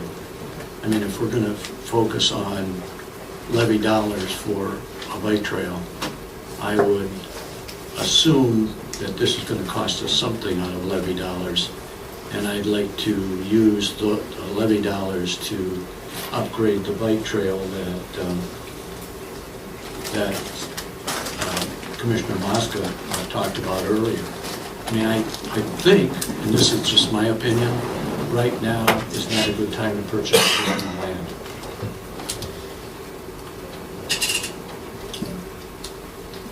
Any further comments? Motions? I'll make a motion, we lay it over. Okay. Bruce? Mr. Chair, members of the Commission, Commissioner McMahon, if you feel comfortable, perhaps you could consider authorizing us to explore options that would not include levy dollars. At that time, we're just using staff time to see whether or not we could come up with something that's reasonable. But we could take the spirit of your conversation and say, let's take a look at this. That would at least allow Kurt to do a little more exploration, come back to you with a better report. Like you said, he's just scratched the surface. And then in addition, I think the other thing we can do for you is we could also try to do what the state does and come up with kind of a fiscal note so that we don't leave maintenance off the table in the future. So if Kurt comes back and says, yeah, you know, we think this might be eligible for a grant application and it would not compete against other maintenance grants, then you'd have all the information. We could, if you'd be willing to consider that as an amended motion, then we could at least continue to look at it. I make that motion. I have a motion on the floor. Yeah, actually, I think there was a motion. I have a motion on the floor which I'll discuss. Good. Do you want to table it? That's your motion? Yes. My motion is that, well, I would recommend that we look further. My motion would be that I'm not approving, no, my motion would be that we don't look at purchasing land at this time, in any way. That would be my motion. Is there a second? I would second that. For discussion, please. Second by Commissioner Malatska. Discussion. Commissioner Robinson. I don't think it costs us anything to look at it. I'm not saying buy it. I'm just saying we take a look at it, and if it works out, it's fine. If it doesn't work out, then that's what it is. I guess I wouldn't mind looking at the deal and then deciding once we got some more answers on it if we want to do it or not. That's what I think. Any further discussion? No, I'm not going to stand in the way. If you get grant dollars and you're able to buy this parcel, the better for our community. Mr. Chair, I must remind everyone again, because we're going to spend some money on tonight on levy dollars, that every time we purchase more parkland, that's more dollars that we have to do to maintain that parkland again. And I'm going to say that at this time, I don't think we should be looking at additional parkland because that is long-term debt that we're looking at for maintenance. And we're going through the issue right now with maintenance, and I just don't see any purpose in purchasing any more land. Any further discussion? Commissioner Malatska. Just so I understand, I want to say that this is a real gem. It is. It just simply is very beautiful. I encourage all of our residents to use it and to check it out because it's absolutely a beautiful place. You will just absolutely enjoy it. We have a map that you've given us, and you've got it solid in red. Is that what we currently own? Solid in red, it represents the existing Cost Dam Park. Okay, beautiful. So, including the waterway associated. all right. And I see the extra waterway would be after the dam was just more of the Sunrise is more river. Is that correct? Correct. Okay. Well, we're currently protecting much of the environmental area. I don't know. I guess I'm very. I really agree with Commissioner McMahon that we have major maintenance issues on parks, trails, and I don't see, and I don't know where we get the money to support it. We've got maybe grants. We have resources right now which we are not maintaining and you can't even use for the purposes that we have just within the last 15 years taken more than $1 million from the feds to. And I just think that means that even though this is a great opportunity, I don't think it's an opportunity we can afford. That's my only thought. No, it doesn't mean you have to buy all this property that's outlined. You can buy portions of it, correct? To be split up. The owner is listing the entire site. We haven't had any detailed discussions about acquisition. But I mean, if you talk to him, there may be portions that you would like to add to around the perimeters here of your park because the water is so close. You could do that if the seller would so. We could put a development in here. Yeah.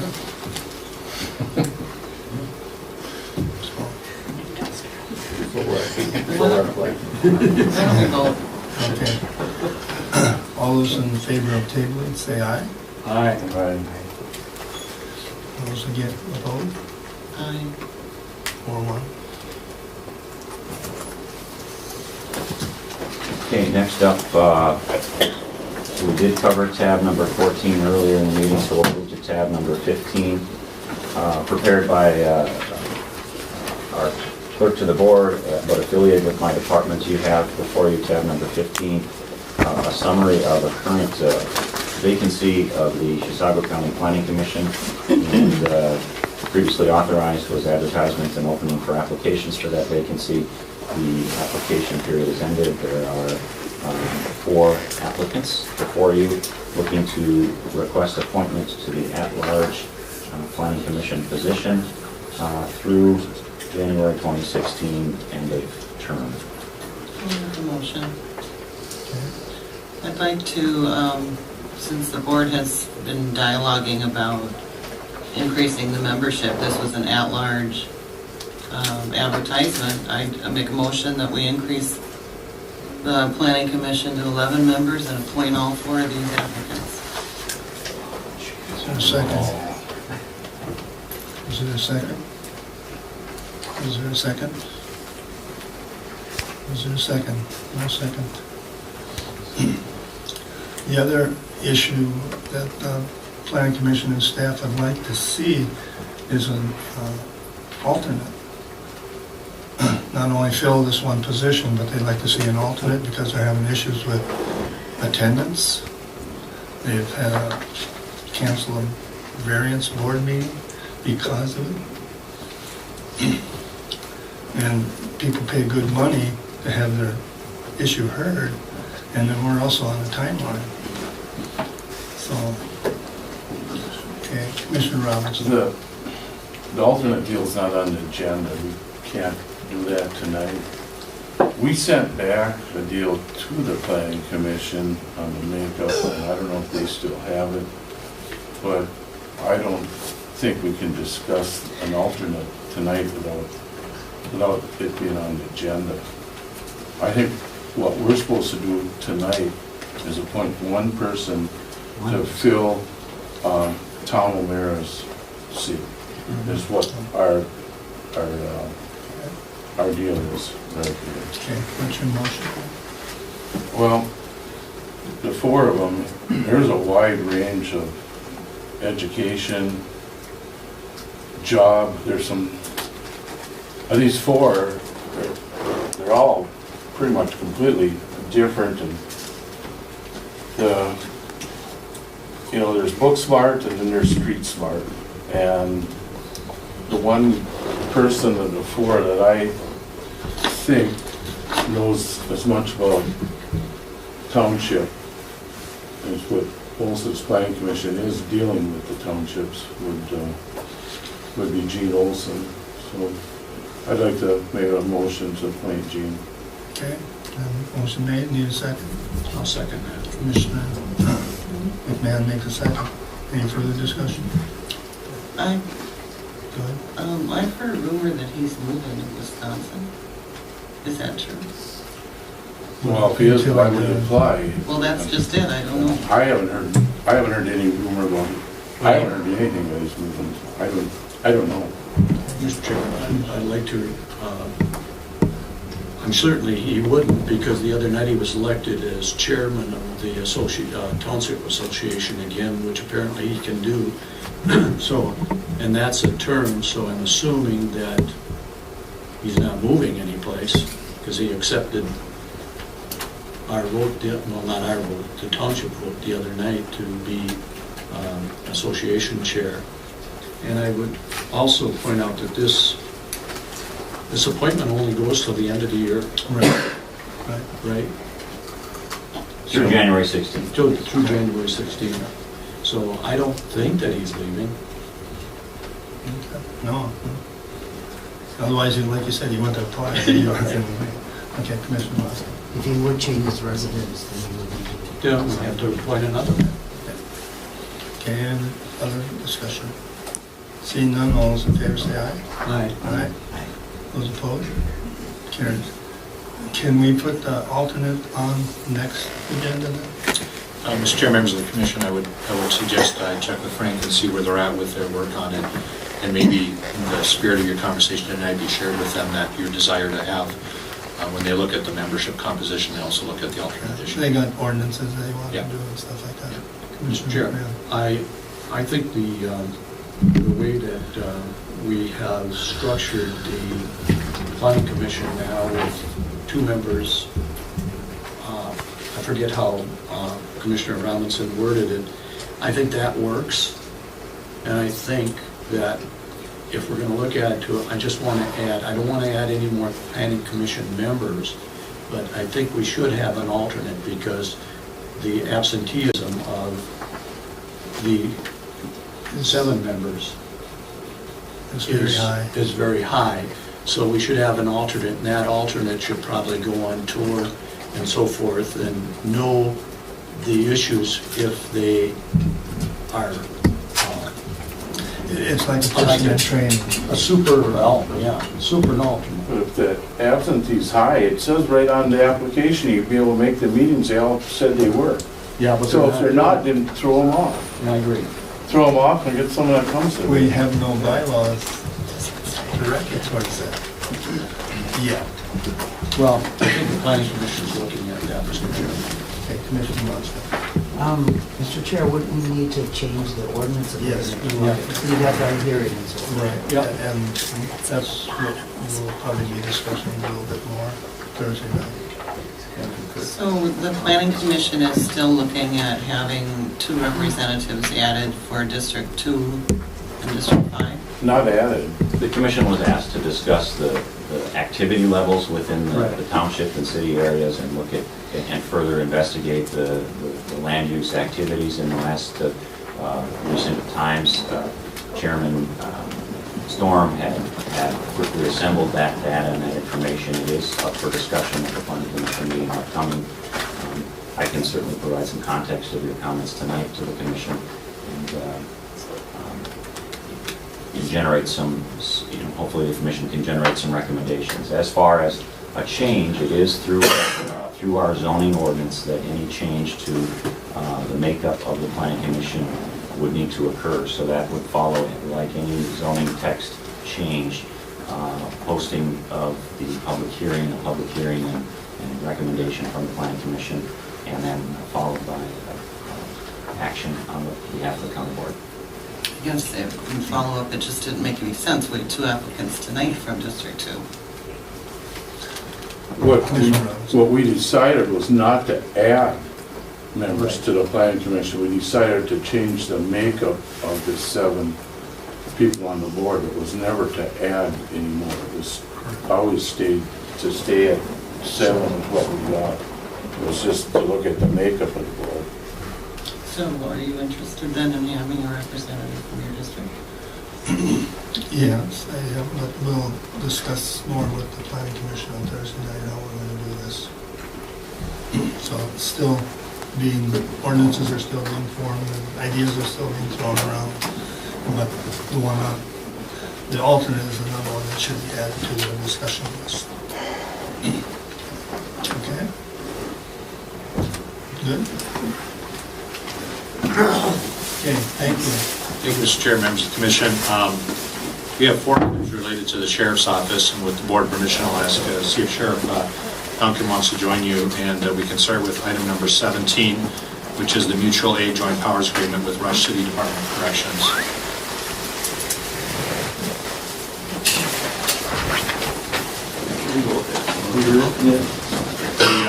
As the sheriff comes up, the recommendation is to approve our annual mutual aid joint powers agreement with the Department of Corrections in Rush City. Sheriff, I don't know if you want to add anything more to that or just leave it at that. It's a mutual aid agreement between us and Rush City that we've had in place, just expired, so we're renewing it. Yeah, I'll make the motion. You can tell you guys they don't have to hurry there. I'll second. Second. You second it? Commissioner McMahon? Okay, any further discussions? Seeing none, all those in favor say aye. Aye. Any opposed? Carries. Next is item number 22, which is a personnel request for corrections officers, and I'll let the sheriff give you some background on this request. Yeah, what we did, we looked at our current overtime within our facility. And the overtime has to do with a lot of different issues. One is transportation issues, but there's also the staffing needs when basically we're understaffed in the jail, and we fill those with overtime. So if you look at that, I got the numbers from Health and Human Services to look at what our overtime spending is in the jail, and that's that 103,963 in 2014. Basically, there's still new contracts. This is the contract in 2015, I believe. That's $47,507 a year is what the annual salary for correction officers. So we could lower that overtime fee by adding personnel into the jail and pay for it by the reduction in the overtime spending.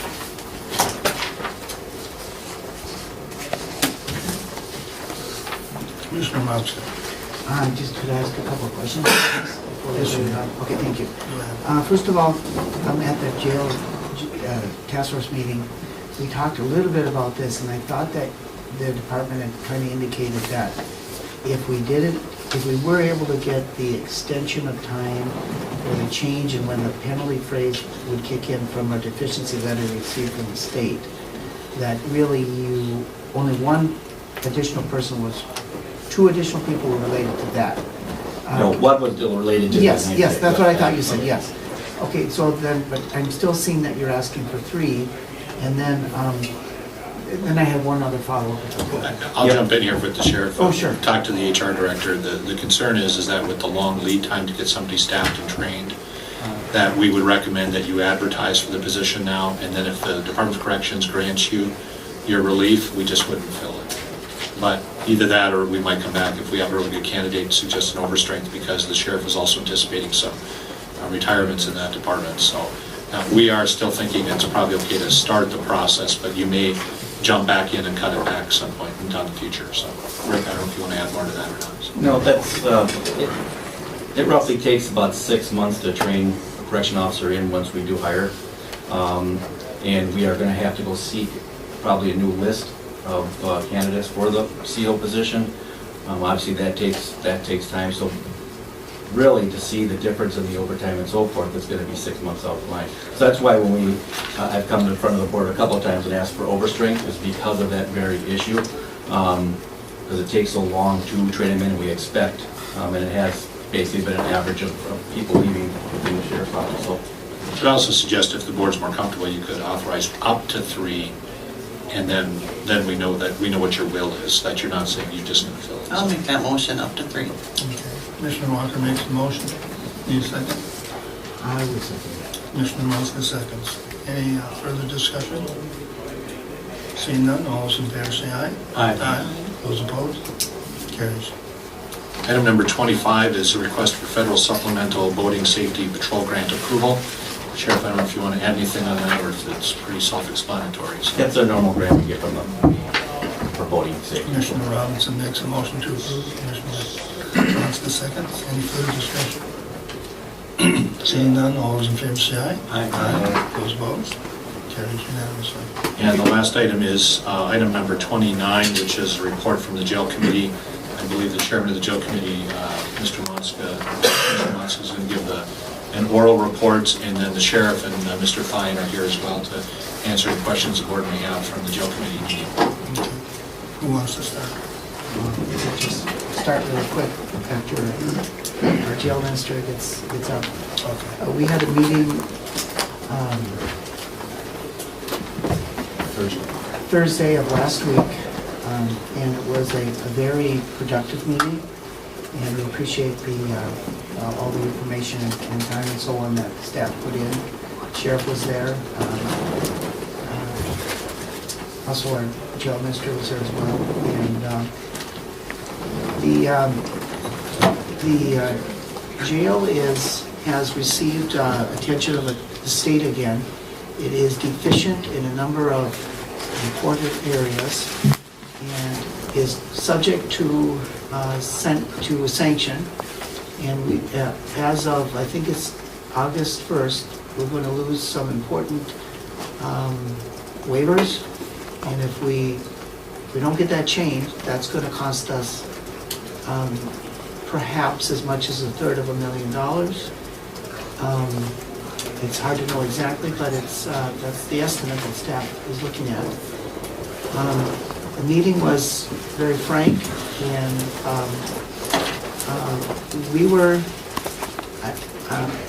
it would appear that if we can correspond with the deputy commissioner that sent us the original letter, that we are hopeful that we will be able to have additional time to continue the review process before the sanction will come into effect. Have you shown, you just showed this letter to me. This letter is... It's just a draft at this time, as direction of the jail committee. Okay. The jail committee asked the administrator to respond to that request and put together a letter that basically indicates what has been done up to this point, what has been budgeted, what that might mean in a planning scenario. And my thought would be to the members of the commission, I think maybe could get a copy of your draft letter. Do you feel comfortable with that? Mr. Chair, members of the commission, it's whatever the board feels. I think my understanding was that I was supposed to send the letter and then just give a copy, obviously, to the commissioners. Sure. But if you want me to circulate a draft and have it be a letter from the commission, that's up to the commission. I'd like it better coming, well, my personal recommendation is that letter could come from the administrator, because that's what they're requesting. However, I think it's important to get information out there to the board, and so I think it's good to see the summary of what's been done up to this point. And of course, the jail has 68 beds now? 67 that are used, and is averaging about how many people are placed outside the county per day? Is it someplace in the range of? Well, in 2014, the final numbers were 24 a day. 20, so that's the average. And that represents about how much spending to outsource those prisoners. Do you have that number? It's hundreds of thousands.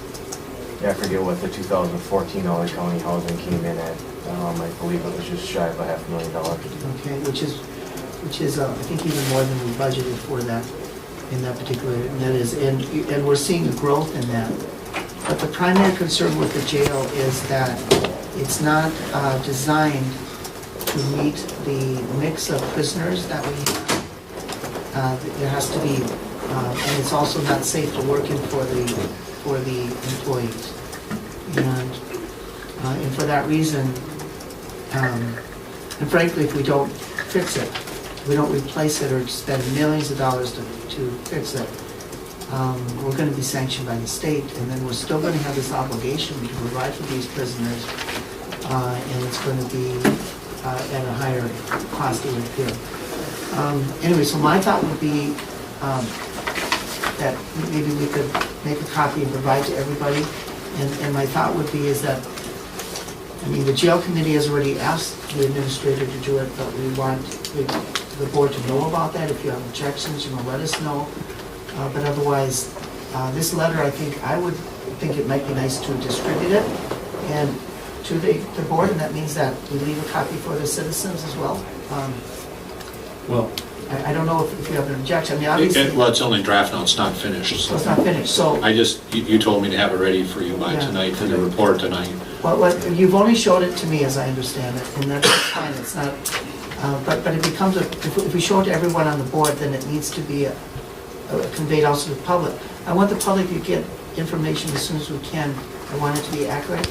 But I think everything you got in here is accurate. But I haven't vetted all the dates. You haven't vetted it. Okay, so then I would still consider a staff memo, and I think then it's a draft. So then I think we can't give it to the board, but until okay.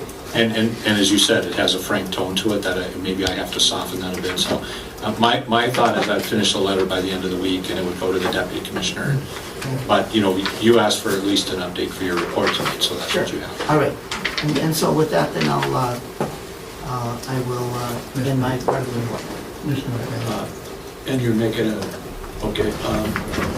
part of the report is that we approve the letter, but your questions are valid. What I want to say is that we met with the commissioner, and it was, I think, Commissioner Monsfield was kind in the way he framed the meeting, because it got pretty tense for a while. And I think the issue is the Commissioner of Corrections didn't fully understand how many steps we have taken in this process over the years. One is building a communications center, the new radios and so forth, purchasing the land. Although he did have the information from us, but you know, it's been happening over years. So one of the things that the committee decided is that we were going to communicate with the commissioner everything we've done to this point to try to get the extension of his sanction, I guess is what you're saying. And I think that's what our administrator is attempting to do. But I would like to see it before it goes, because the meeting did get a little tense sometime, and I just want to work with them to try to solve this problem. That's all I have to say. If we need a motion, do we need a motion or just no? Because we're not going to take any action tonight. My understanding was this was just a report of the jail committee. Right. So that the full board understood that you had a meeting and the general outcome of the meeting. But at this point, you know, there is no change in the state sanction. Right. And as far as I understand it, there's no board action for tonight, so it's just an update, but it's... And the board is aware that we were sanctioned. We distributed that letter, right? And the commissioner... Yeah, I just want to reiterate that I agree with you. That meeting was a good meeting, and I just want to give both commissioners here that were attended that meeting, and you know, nobody wants to be sanctioned. It costs taxpayers a lot of money to be sanctioned. That could be used for other avenues, deciding whatever we want to go down. The money that's cost there. So, you know, I want to give both commissioners that are on that committee a lot of credit in, I feel, persuading the commissioner that not to sanction us at the time that it's specified, to extend it as long as we look into the jail solution and go that route, because like I said, it was, I'd say there was good round discussions regarding that, and I have to give credit to the DOC in some aspect there too, to kind to admit that maybe they didn't have all that information and so forth. So so just to say that thanks to the two commissioners that are on that committee to be outspoken and let the commissioners know exactly what we have accomplished. So thanks. Okay, good report. Good to go. Okay. Well, thank you. Mr. Chair, a couple things. I think Commissioner Walker had her hand up earlier. I'm reminding you. Okay. I was just curious about the letter. It sounded like you were asking for the board's approval of it. No, I just... Because I didn't read it. No, I just gave it to the chair of the committee because he had to give a committee report. It was kind of, you know, it's the basis for the minutes is what it is. Any other questions? Well, I want to say a couple things. One is that these meetings are open to the public, everyone's invited. And how are we noticing these meetings? There are formal committee meetings of this commission. So by statute, Chase has to notice them. They're noticed like our normal public notice meetings. They are open to the public. We do keep minutes and reports, and anybody who wants copies of the minutes can get them either from Brandon or from Chase. And so, you know, they are public meetings. And so then the hope would be is that we are trying to make sure that the board knows about the issues and so on. Yeah, I wasn't notified of the meeting. Yeah. I just saw it on the agenda tonight. Can I get an email each time? Sure, as a courtesy, we can sure do that, but they're posted. For all the commissioners? Yep. Okay. Thank you. Any other questions? Comments? Thank you. Okay, thank you very much. All right, going back, the other request would be if the board would take out of order item number 24 for Mr. John Keefe and Mr. Chase Peliquin, our county assessor and deputy assessor? Commercial appraiser. Commercial appraiser. John, if you want to come up to the hot seat, and Chase, you want to join them? They have item number 24, which is, after about 2 years of work, a request to proceed with purchasing of the software for the assessors for the next several years. The one thing I would note is, and I know that John will go over this, you had budgeted and set aside about $250,000 approximately for purchase of the software. John's numbers came in higher when he fully loaded them, which he should do.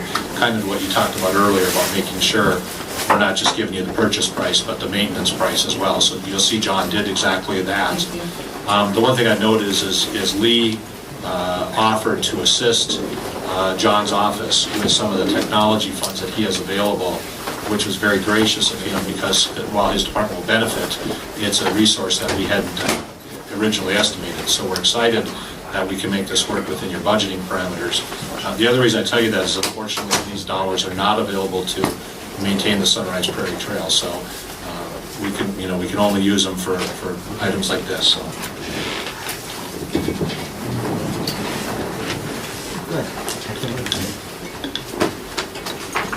Alrighty.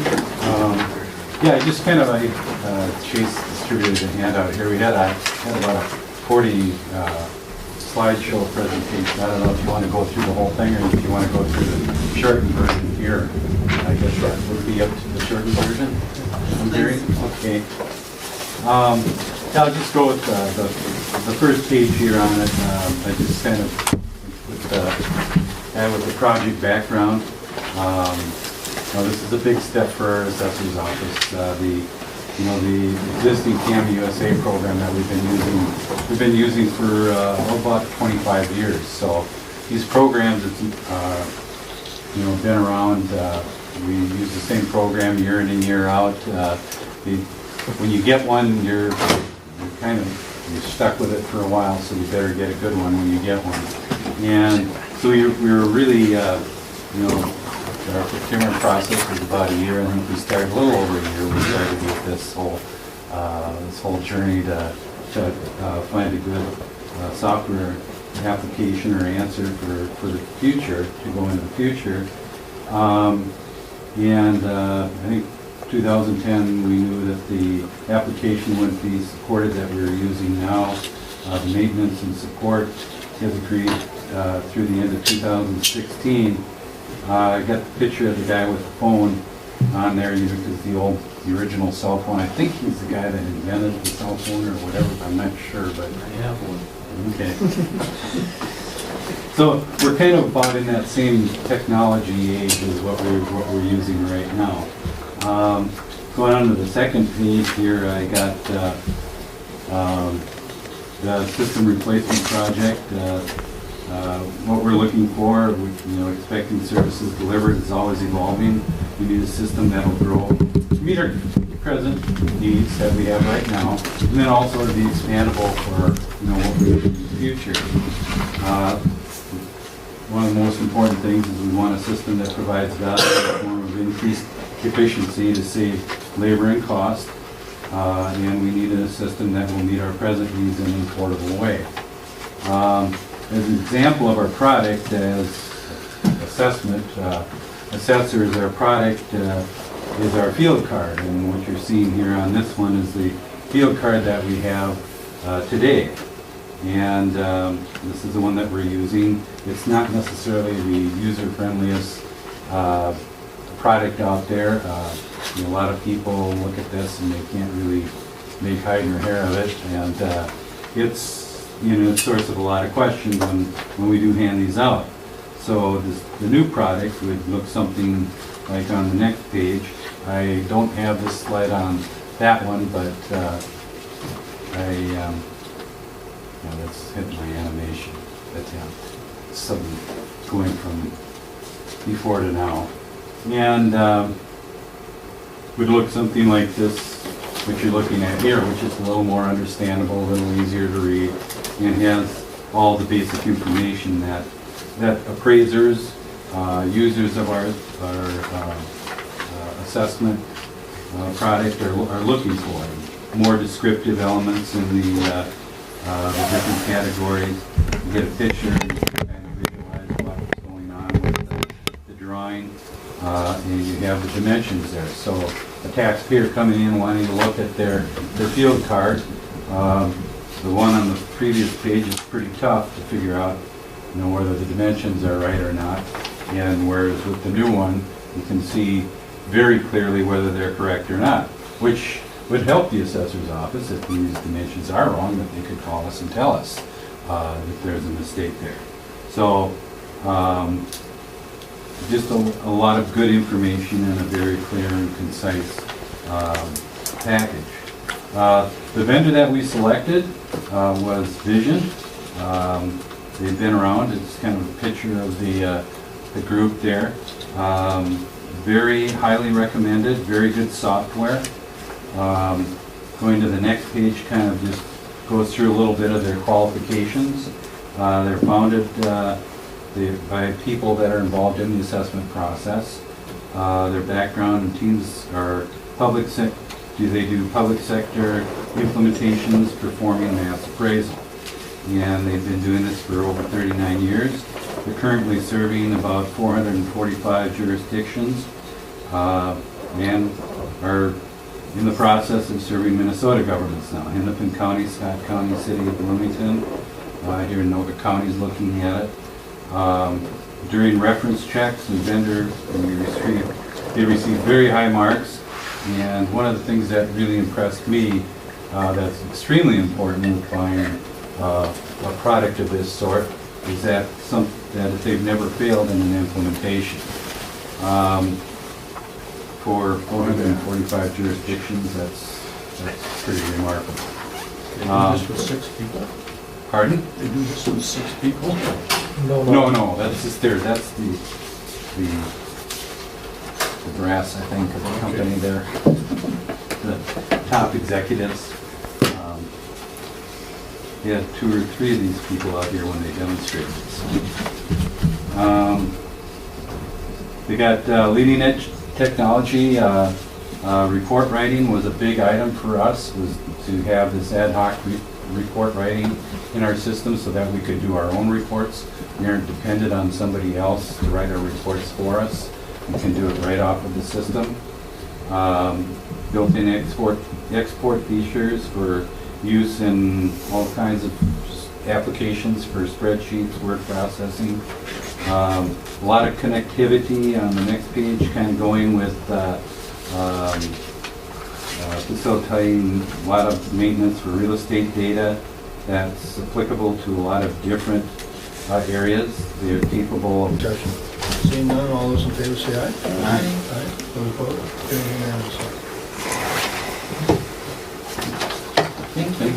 Thanks, you guys. Thank you. Just, I mean, to transition, I want to emphasize, John's done a really yeoman's job in getting this here. One of the things, the dynamics, and I know you don't see this sometimes, but the dynamics of watching John work with John Eckel, who's concerned about those coattail costs of maintaining software, and Christine, of course, looking at the contracts. It's a dynamic process that's taken probably a year to get to where I think everybody's comfortable. But the volatility of the assessments we do are emblematic of what you just did tonight, because, for instance, what John is doing is when he's fully loading costs in the future, he's already assuming, and I'll be careful with my words here, he's assuming attrition of staffing based upon the new software. So we are projecting out for you, and we did this in the briefing a couple weeks ago, so it's not a surprise for you, but we are assuming that at some point there will be less assessment staff based upon the current workload based upon this software. Now, if the county grows a lot, John might still need more staff, but it's not going to be based upon today's assessment. So this is a case when he says software is going to save us resources in terms of personnel costs. We are assuming efficiencies and planning for them for the future. So it's a very, very significant decision, because John, as director, is not just looking at a piece of software. He knows what his personnel obligations are now because of your vote tonight. Be careful so you don't lose your job. Yeah. Well, I think the implementation will probably take about a year to do it. Maybe there's something guy in that. I'll be around for a little while anyway. Well, thank you, guys. Jumping back to your regular agenda, we're on item number 18, which is a request from Joe to approve the purchase of a tandem truck. This is budgeted and funded in the capital improvement program, and therefore we just need board authorization to make this specific expenditure. Need a motion to approve. Commissioner Robinson makes the motion. Commissioner Second. McMahon seconds. Any further discussion? Seeing none, all those in favor say aye. Aye. Those opposed? Carries unanimously. The next item is a Human Resources Update Report. We are obligated to come to you quarterly, give you an update report. You'll notice we didn't come to you in December because it was subsumed by the discussion around the budget. But Renee has put in place with you an updated activity report, and I'm here to answer any questions you might have about what's going on in the HR department. Any questions? Do you need approval? You know, if you want to receive it, that's fine. It says move to accept it in the motion, so that's probably Move to worthwhile. accept it. Motion to accept. Commissioner Walker makes a motion. Commissioner Moska seconds. Any further discussion? Seeing none, all those in favor say aye. Aye. Those opposed? Carries unanimously. Item number 20 and item number, where's the other Honeywell on there? Number 20 and item number 31 are somewhat related. As you know, with the new building automation systems for the improvements we made last year and the improvements we're making this year, we are recommending integrating to that umbrella of Honeywell, as we've talked about, so that all of our building automation systems can fit under one umbrella. The nice thing is even John Eckel, who's tried to have to carve out because of the sensitive technology, he's been using separate systems, will also integrate into that system. Honeywell is recommending that we consider a one-time expenditure for John to be trained up as our IT director on how to make that happen. It's not a cheap trip, but I actually would recommend that if you do fund one out-of-state funding for this particular activity that we do this year, the technical training for our building folks can happen down in Golden Valley, but this IT enterprise level training has to happen. It's not necessarily a junket because it's Arizona in June, so it's not exactly wonderful. But I would ask that you consider approving this out-of-state travel for John to go. Okay. Commissioner McMahon makes a motion to approve. Need a second? Commissioner Moska seconds. Any further discussion? Seeing none, all those in favor say aye. Aye. Those opposed? Carries unanimously. Related to IT is item number 21, which is a request to authorize the MICS director to issue purchase orders for upgrading the data storage systems for capacity for data encryption systems. And this is, as you can see, a budgeted activity within the budget. So moved. Commissioner Walker makes a motion to approve. Second. McMahon seconds. Any further discussion? Seeing none, all those in favor say aye. Aye. Those opposed? Carries unanimously. Item number 23 is a request from the county attorney's office to authorize the addition of a part-time office clerk through the remainder of 2015 due to increased workload. And the county attorney is recommending that we would agree. Renee's looked at it from a human resources standpoint, and we would recommend approval. Okay. Motion to approve. Commissioner McMahon makes the motion. Need a second. Commissioner Moska seconds. Any further discussion? Seeing none, all those in favor say aye. Aye. Those opposed? Carries unanimously. Item number 26 is a request from the county board from the previous meeting, initially raised by Commissioner Walker, to discuss broadcasting of county board meetings. Okay. Need a motion to approve. So moved. Commissioner Walker makes a motion to approve. Need a So second. 21, 26. What is it? what are we approving? Broadcasting in the county. What's this gonna cost? Bruce? We haven't priced anything out yet. Your previous board meeting, you asked to discuss it, and so you told me to put it on the next meeting for discussion. I don't have a staff report other than I did check with John. We would have to make some technology improvements today. I haven't priced them out for what it would take to broadcast. I will tell you that I am scheduled to budget those as part of the refresh of this room, which would happen later this year. But I have not priced out an individual action for sooner than the normal construction that I'm bringing back to you in about a month. So we really don't have to. We can't vote on it. Well, I think the intent, if I recall the board's discussion, was you wanted to discuss it tonight. That's why you put it on tonight's agenda, so. Am I right, To me- Ms. Walker? Yeah, absolutely, you're right. I'd like to see something change, though. I just don't want us to talk about it for, well, we've talked about it for a while. And, you know, I noticed just looking out this year of attendees at board meetings, normally half the audience is from District 1, if not 2/3. And that's, I think, representative of the fact that we're not broadcasting there. You know, they sit in the audience, you know, maybe make a trip in the cold snow to get here just to watch it, and that's their only option. And then they, you know, as we're approving our agenda, we flip on the switch for cable, so, you know, anybody who has cable can watch. You know, I've heard from the city of North Branch, not the city in particular, but members, including a couple of council members, you know, where they broadcast, they stream their meetings. There's no reason why we can't engage in that right now. It just seems to be, we're lagging behind. We're lagging behind, and unfortunately that's inconveniencing my district. Commissioner Green's district, Commissioner Robinson's district. I think you know, at some point we have to acknowledge that. That I'm cabled. Well, I think Commissioner Muska is too. Part of mine is too. But I think in fairness, Yeah, you know, either we do it all or we don't do any. But we don't keep treating people different. Commissioner Robinson. One of the problems, and you see it watching the TV down at the Capitals, there are people making campaign speeches and putting on a show to the camera instead of doing what's right. And you watch those guys down at the Capitol, and some of those guys, it's just they're actors down there. They're putting a big show, they're trying to make the other side look bad, and they're putting on a show for everybody, and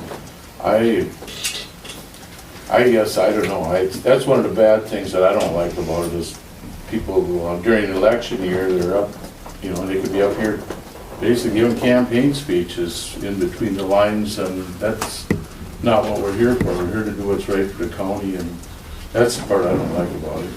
Mr. Chair. Commissioner McMahon. I agree with Commissioner Walker that we ought to try to get as much information out as we can, and I think cable television or whatever is a good thing to do. I know myself, after a county board meeting, I get several calls from my constituents that have watched the county board on cable.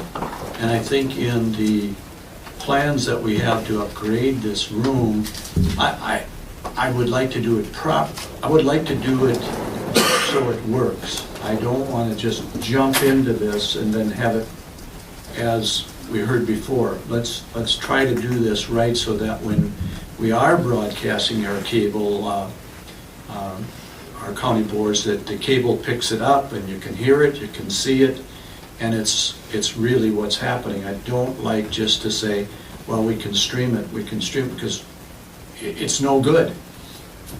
The system that we have right now doesn't work half the time. So I would like to say, you know, we're going to remodel this room, and in that plan there's upgrades for our cable. In the plans there's upgrades for microphones. So let's continue talking, but let's do it, and but do it right, I think. At the risk of being inarticulate, let me try to explain without the decision point, because there is a policy decision of whether or not to live stream. That being said, let me back up. My understanding, and I'm not a tech guy, so you have to bear with me. The current technology we have in this facility, we are currently not capable of live streaming. Part of the issue is we have analog cameras. We digitize them to put them out on cable. We would have to purchase equipment to digitize them to put them out on the web today. That's why I noted in my report to you what little it is, that we do not have the technology capability to do that. We do have the software capability, which you upgraded last year.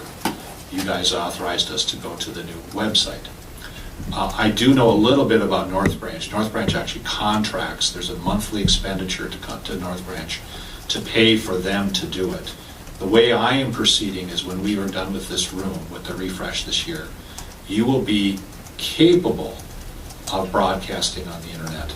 Then you can make your policy decision about whether to do it. But my intent is that when we're done, we'll have an upgraded microphone system, an upgraded camera system.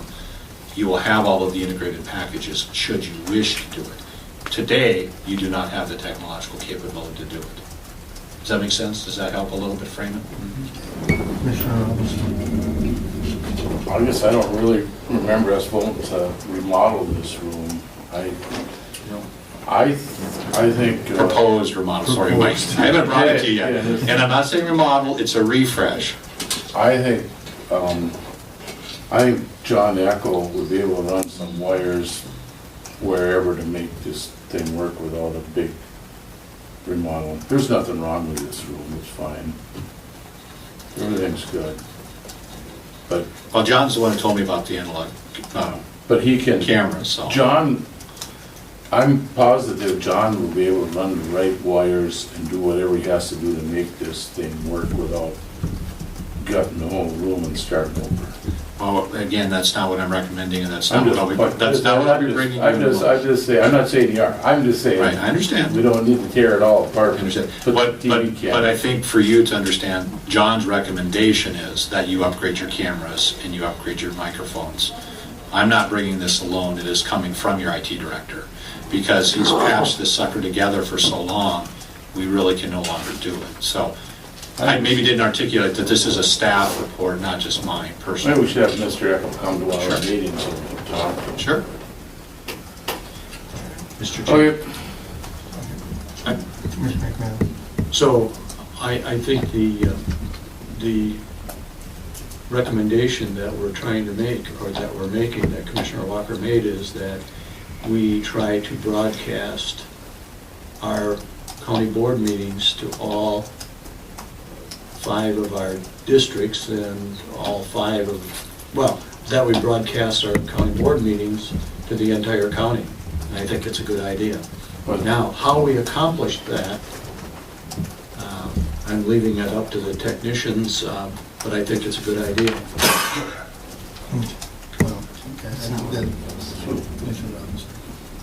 But they're not on satellite, right? They're just on cable TV? They're not on satellite TV. I believe we're only broadcasting on the cable. On cable. So as more and more people go to satellite, they wouldn't be getting it anyway. It'd be just if you contracted with a cable company. Under the current technology? Yeah. I believe that's true. Yeah. So anybody that has the Dist or the satellite or whatever, it won't work at their house. Right? I don't know if the satellite companies give you local channels here. I don't think so. Yeah. I don't know. I mean, the new technology is really to web stream them. Yeah, I think streaming makes that irrelevant. People can see the video anytime they want to, if you stream it. Well, that's actually a little different issue. That's a slightly different issue, and I kind of alluded to that. You can live stream like we do here. If you choose to archive your meetings, then you're creating public data that then I believe has to be maintained as public data. In other words, there are some cities and counties that they will, even I'll just use the videotape, they'll record a meeting and then they will put it in the library or put it in other places. That's a secondary issue. I think what I am understanding is just like you broadcast on cable TV, you could broadcast on the internet and people could choose to capture it on their own. It wasn't that long ago our insurance people down in St. Paul told us not to tape our meetings. I believe that would be the recommendation. Don't tape them, so. Right. I had a conversation with the assistant county attorney just the other day, and I know, unless I misunderstood her, if we stream, we're contracting with another entity to to actually hold the record. You can contract with That another means entity. the government isn't holding the record. Well, I won't speak for the county attorney, but again, you can contract. What I am saying is that at the end of what you have purchased for your software and what I believe we will be recommending to you for technology, we could stream in-house. We would not have to contract with an outside vendor to provide the streaming or the technology or the software. However, if you wanted to provide a contractor to archive that for future retrieval, I will defer to the county attorney for a legal opinion of whether that is or is not public data. We're required to keep it for 1 year, unless we're otherwise required because it's a closed meeting for example, labor negotiations or some other statutory reason for holding it, but barring any other special statutory, it's 1 year. Yeah, I guess, I mean, I prefer we accomplish this without having to have to hold a bunch of videotapes in some room. Right, which is why I think, at this point, the developing staff recommendation would be if the county board wants to broadcast essentially worldwide, we would probably recommend streaming it live, just like you stream it live on the cable system. If somebody elects to videotape it or record it, that's their choice, it's not the county's choice. So, at that point, that's a policy decision for the board. I don't have, at this point, I'm being told by your IT director, we don't have the technology to do that. We could buy the technology, we could contract for the technology today, or if you want, I'll bring you the plans as we're developing them for the, for the building, and you can decide then if you want to do it or not. I follow up. I think what the city of North Branch is doing is streaming it live, and you can also, if you're not available for that 2-hour period of time at night, you can look at it another day. Yeah. And maybe with their contracted vendor, the vendor is archiving it for them. Okay. They're just to be clear, there are counties and there are cities who just go all in. They actually create an archive database of all meetings, and you can pull them up and watch them anytime. That's a policy decision. The technology's there to do it. But if you're being advised by your insurance agency or your attorney for reasons not to do that unless it's required, then you have to weigh that as decision makers. Commissioner Mons. Well, I think that Commissioner Robinson makes a good point.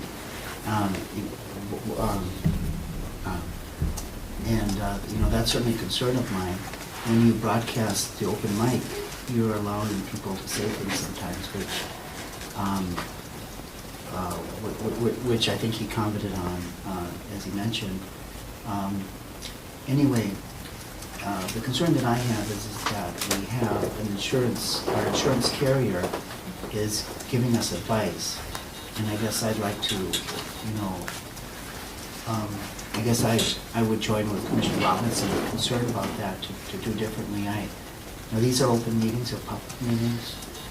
We need to make sure that they're dignified. Not all meetings, for example, court proceedings, there's careful rules on what has cameras and what doesn't. And I think that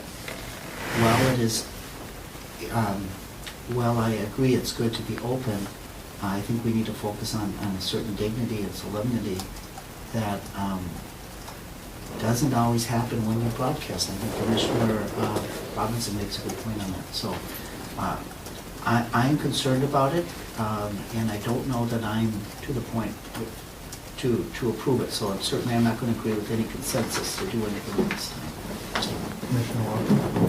I just want to clarify, my request is simply to provide the same level of broadcast that's occurring right here today to 3 other districts. So if MCIT has advised us not to do what we're already doing, we're already doing it. I would just advise that we make it accessible to everybody. Yeah, but we're not getting copies of this. That's what they said, don't make a copy of it, is what their recommendation is. One last comment. I have no problem with, I think it's public policy that we broadcast as long as it's I don't know if we want to even call it broadcast or what it is. I think it's good public policy for us to show the community how the county board works, how the county board acts, and the issues that are before them. I think that, as Commissioner Walker said, 3 districts already have televised, or whatever you call them, our meetings, and I see nothing wrong with continuing it. In fact, what it does, it brings the attention of your local governments to more people in the community. It brings the actions of local government, how the government works, how their representative works, and the theories that we use. I think it's good public policy to broadcast.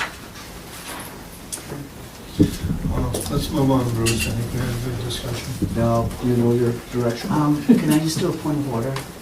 Would you mind, Mr. Chair? I think that there was a motion on the table that you didn't rule on. I think Commissioner Walker made a motion, and you didn't reject it for lack of second or ask for a second. Did you have a motion? Yeah. Yes. you Was did. there a You asked motion? for second. To broadcast meetings countywide. Okay. I'll second it, if we didn't get a second. Okay. I don't think we need one. Walker made a motion to broadcast to Commissioner McMahon.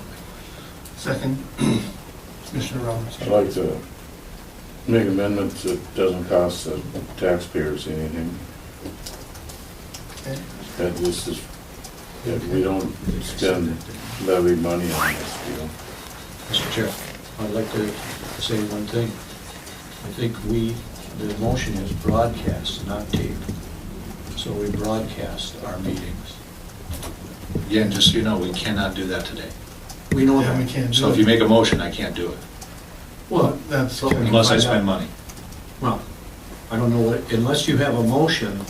Oh, What okay, do you so want us, do you want us to give you permission to take? I'd like to Direction wait. to work I'd towards like that goal. I'd like to wait, because in a month, I'm gonna bring you some plans for this room, and if you want me to include it as a package, I'll include it, but if you spend money now, and then you're gonna look at it, later, it's kind of like for a month, it doesn't make sense, I guess is what it comes down to, but it's up to you guys. But with Mike's amendment, I can't do anything, because if I don't spend levy dollars, I can't buy the equipment to broadcast next week, because we don't have the equipment. We didn't amend it, and, No, I think motion on the floor. No, I'm speaking. I'd be happy to amend my motion to, to have direction for you to make this broadcast countywide with the renovation of the government center. Okay, so at the risk of just being the administrator, again.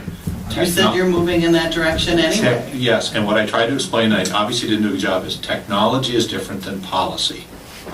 If the board would like to adopt a policy that says we will live stream our meetings, then I would suggest that you say when the technology allows or is purchased. I will bring you a plan to do that, and then you can decide whether or not you want to invest in the technology. But if what I was saying is when I bring you a proposal to upgrade this room, I will address the technology issue. You can address the policy issue. Does that help, or am I really confused? Sounds fine. Yeah, I'll withdraw my second. So if you pass a policy now, the policy would be broadcast the meetings, but there's no way to do it, is what I'm saying. Mr. Chair, Yes. I don't know that. And I guess I'm going to have John come in and say, why can't I do that now? As Mike said, I don't understand this. Okay, analog cameras. Analog cameras, that's Don't you- always explained to me, then it goes through the high school, You then it don't. comes here. No, that's cable. You don't have a machine to take the signal and put it out on the web yet. If you'd like to purchase it, I will get you a quote. If you'd want to wait a month, I will have a quote for the whole room that will include the audio and the video. It's up to you. It just doesn't, I agree with my colleague, Commissioner McMahon. It doesn't make any sense why we can broadcast to the Lakes area cable, but not the North Branch area cable. I mean, it just doesn't make any Let's sense. withdraw, Just withdraw here, and- I'll withdraw my motion and say I would like to have the administrator come back with a plan when he's ready to show us a plan for the room, which includes broadcasting. And I'll guarantee you, I'll bring John again, and he can sit with you when we bring you the plan. No, I don't want Unless to. he's telling you something different, he's telling me, this is what he's telling me. So I've got the emails, if you don't believe me, I'll show you. No, I know. believe you. It's not that I don't believe you, it's just that this technology seems to me, if I can broadcast to 3 cities or 4 cities, why can't I do 5? All I have to do is go to the local Okay. cable company and Do say, you remember the picture of the cell have to phone? broadcast. Do you remember the picture of the cell phone? Yes. This room is the cell phone. I know. This room is 1970s technology. You can't pick up that cell phone and call today. If you had an analog cell phone, you know what it would be like. Yeah. But think about it that way. The old systems were dependent upon the cable area of service. I understand your frustration. Technology and the internet will allow us to bridge that. Anybody in the world will be able to pick it up if you choose to broadcast it. But currently today, we have not wired it, as Mike said, hardwired to pick up the signal from, the audio and the video and put it out to the internet. And if we did, it would be of such poor quality that there are some concerns with that. So that's why I'm suggesting, since we're already looking at upgrading the technology for just meetings, it will allow you then to address this question. So you'll have that to us in a month. The plan is to bring it to you, the bid specs and the recommendations That's from. fine, that's fine, that's perfect. Glad we had the discussion. I'll withdraw. Good discussion. Move on. Item number 27 is development and revision of policies and procedures from the Human Services Department, and Nancy's already spoken to you about that. Okay, Commissioner Walker makes a motion to approve. Second. Commissioner McMahon seconds. Any further discussion? Seeing none, all those in favor say aye. Aye. Those opposed? Carries. Item number 28 is an effort to close the books on a 10-year project. Originally, the plan was that the Chisago Lakes Area Regional Library Commission was to purchase property from Fairview, convey it to the county, and let the county build a regional library. What happened is one of the parcels was not able to be conveyed 10 years ago. I think it was because of title issues or something. As a result, what happened is one parcel was conveyed, then it was given to you, then you built a library. The other parcel remained with Fairview, and there was a user agreement that allowed it to be used as a parking lot at the maintenance cost of the Regional Library Commission. After 10 years, Fairview is now able to sell the parcel. Of course, 10 years later, the Regional Library Commission doesn't have the money to buy it. Since they were going to convey it to you anyhow, the recommendation is that we purchase the property, make it a part of the library, so that the library building and the parking lot and the property below will belong to the county. There is a cost to that. We are estimating possibly $23,000 and change plus closing costs. However, we are recommending that we ask Fairview to consider a reduced price or possibly even a donation to the county. So the recommendation is that we approve an assignment of real estate purchase and sale agreement with the Regional Library Commission, and then direct the county staff to work with the county attorney to try and close the deal with Fairview so that we can finally acquire that parcel and make it part of the library asset. Move approval. Commissioner McMahon makes a motion to approve. Second. Commissioner Walker second. Any further discussion? Seeing none, all those in favor say aye. Aye. Those opposed? Carried unanimously. Item number 30 is a request for approving a resolution supporting Family Pathways, which is providing social services in a collaborative partnership with Pine, Isani, Kanabec, and Mille Lacs County. This resolution has been conveyed to us by a commissioner from Isani County. I believe Commissioner Green is aware of it, and I'll defer to him as we do not have a recommendation on it. This is for the RDC. The Pathways has taken over what the RDC did. Okay. And this is to help get, for the Pathways to get a grant from the city, from the state of Minnesota. What number is this again? This is number 30. Number 30, okay. I'm looking You made the motion? I didn't make it, but I would approve you making the motion for that. I'll second it. Okay. Commissioner McMahon and Commissioner Moska. Any further discussion? Seeing none, all those in favor say aye. Aye. Aye. Those opposed? Carries unanimously. Item number 31 is a request for approval to enter into a maintenance contract with Honeywell Automation for the county highway system. What this does is put the county highway building under that umbrella with the county main building here for preventative maintenance, and we do recommend approval. Approval. Commissioner McMahon makes a motion to approve. Is there a second? Commissioner Robinson seconds. Any further discussion? Seeing none, all those in favor say aye. Aye. Those opposed?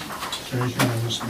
Item number 32 comes from the County Attorney's Office. It is a recommendation to approve a professional technical services contract between Mark Patterson and Chisago County, and it is for expert testimony and assist as finder of fact with certain evidence. Move approval. Commissioner McMahon makes a motion to approve. Commissioner Walker seconds. Any further discussion? Seeing none, all those in favor say aye. Aye. Those opposed? Carries. The last item on the amended agenda is item number 33. I have made a copy for you, and I'll go through it fairly briefly with you. This was scheduled to come to you in 2 weeks. However, we were able to get it completed today, and to allow for a potential relaxed bidding timeline, wanted to bring it in front of you. What we have done is received 100% design plans for the parking lot repairs to be undertaken this year. This is a budgeted capital improvement program. Briefly, I will just go over it. They're actually going to have a few modifications, so I'm asking you not to approve them tonight. I will bring them back in 2 weeks to approve the plans, but if you're comfortable enough tonight, we would recommend that you authorize the advertising for bids. Again, you're not making the final decision until we get the respondents back, but that would allow us to proceed and get this done in time for construction this year. If you want to open up the specs real quick, I'll just give you a couple of highlights for it. On the page in the lower right, that's listed as C1.0. This is the demolition plan. This is the existing parking lot. The two areas I want to highlight for you is one is in the lower right corner. This is the retaining wall that we've talked about that is slumping. And so there will be a demolition in the right corner and a rebuild of the retaining wall. The other key element that I highlighted for you at the last board meeting was that the jail administration building at this time we would recommend be removed. There is about a $40,000 cost of keeping the building, coming back later when we need to add the parking spaces later. At that point, it makes really no sense to maintain the building, and so we would recommend that that building be removed. On the second page in item C2.0, this is the grading and erosion control plan. A couple of interesting things have happened. First of all, the geotech has found that the soils under the asphalt are very poor. As a result, the asphalt doesn't last as long as it should, so the recommendation is that we add 1 foot of sand when we build the new parking lot, so it'll be a slightly different elevation. The benefit of that is that the asphalt should last longer. The second benefit is that we will allow to maintain drainage in a much better way for the lake. As a result, you'll notice on this design there's a darker shade in the lower third of the design. The recommendation is that that is actually pervious asphalt, which would be the largest piece of pervious asphalt in the county, and that would allow for water to be shed through the asphalt much better, more effective than a rain garden, much better than the rain barrels we have over there currently today.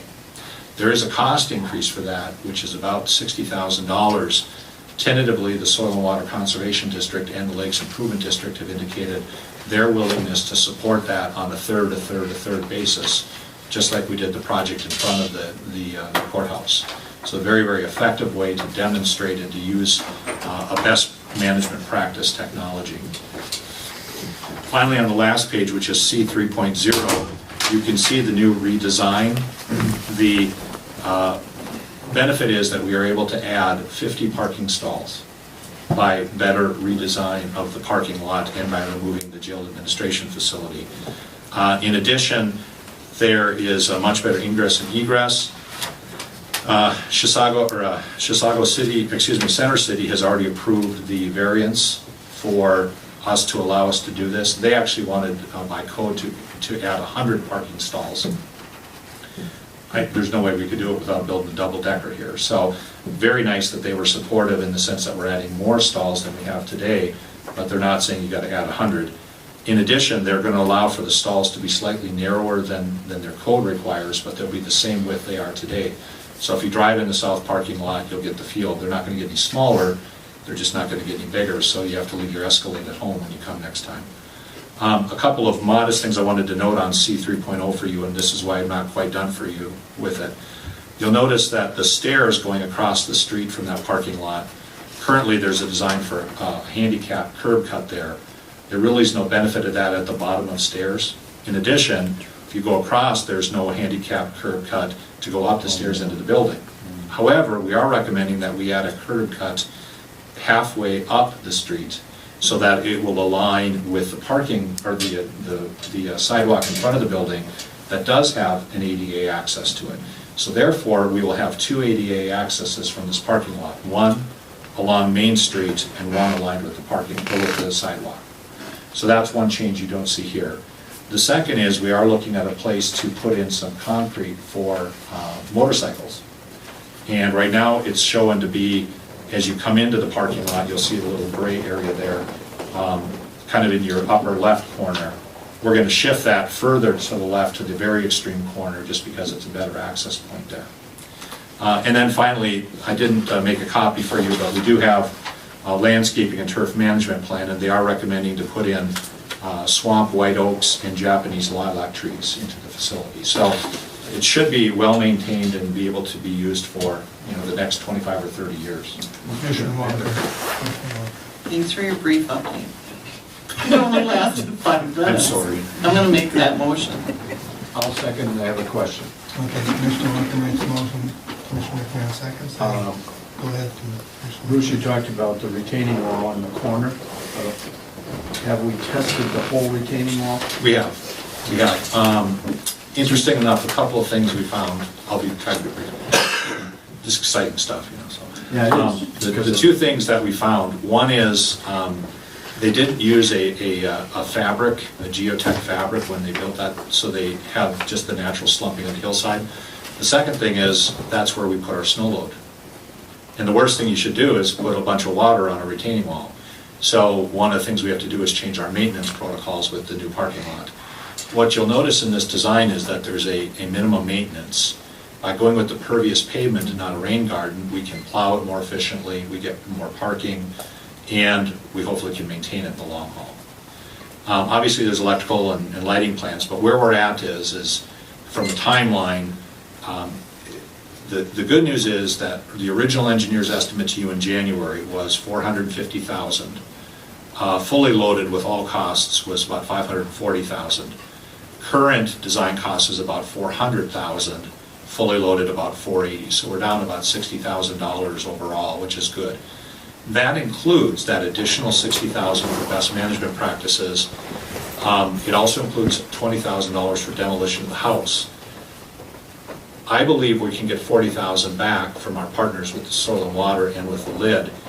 And by your action tonight, we want to try to offer for sale the house, because it's slab on grade, to be moved.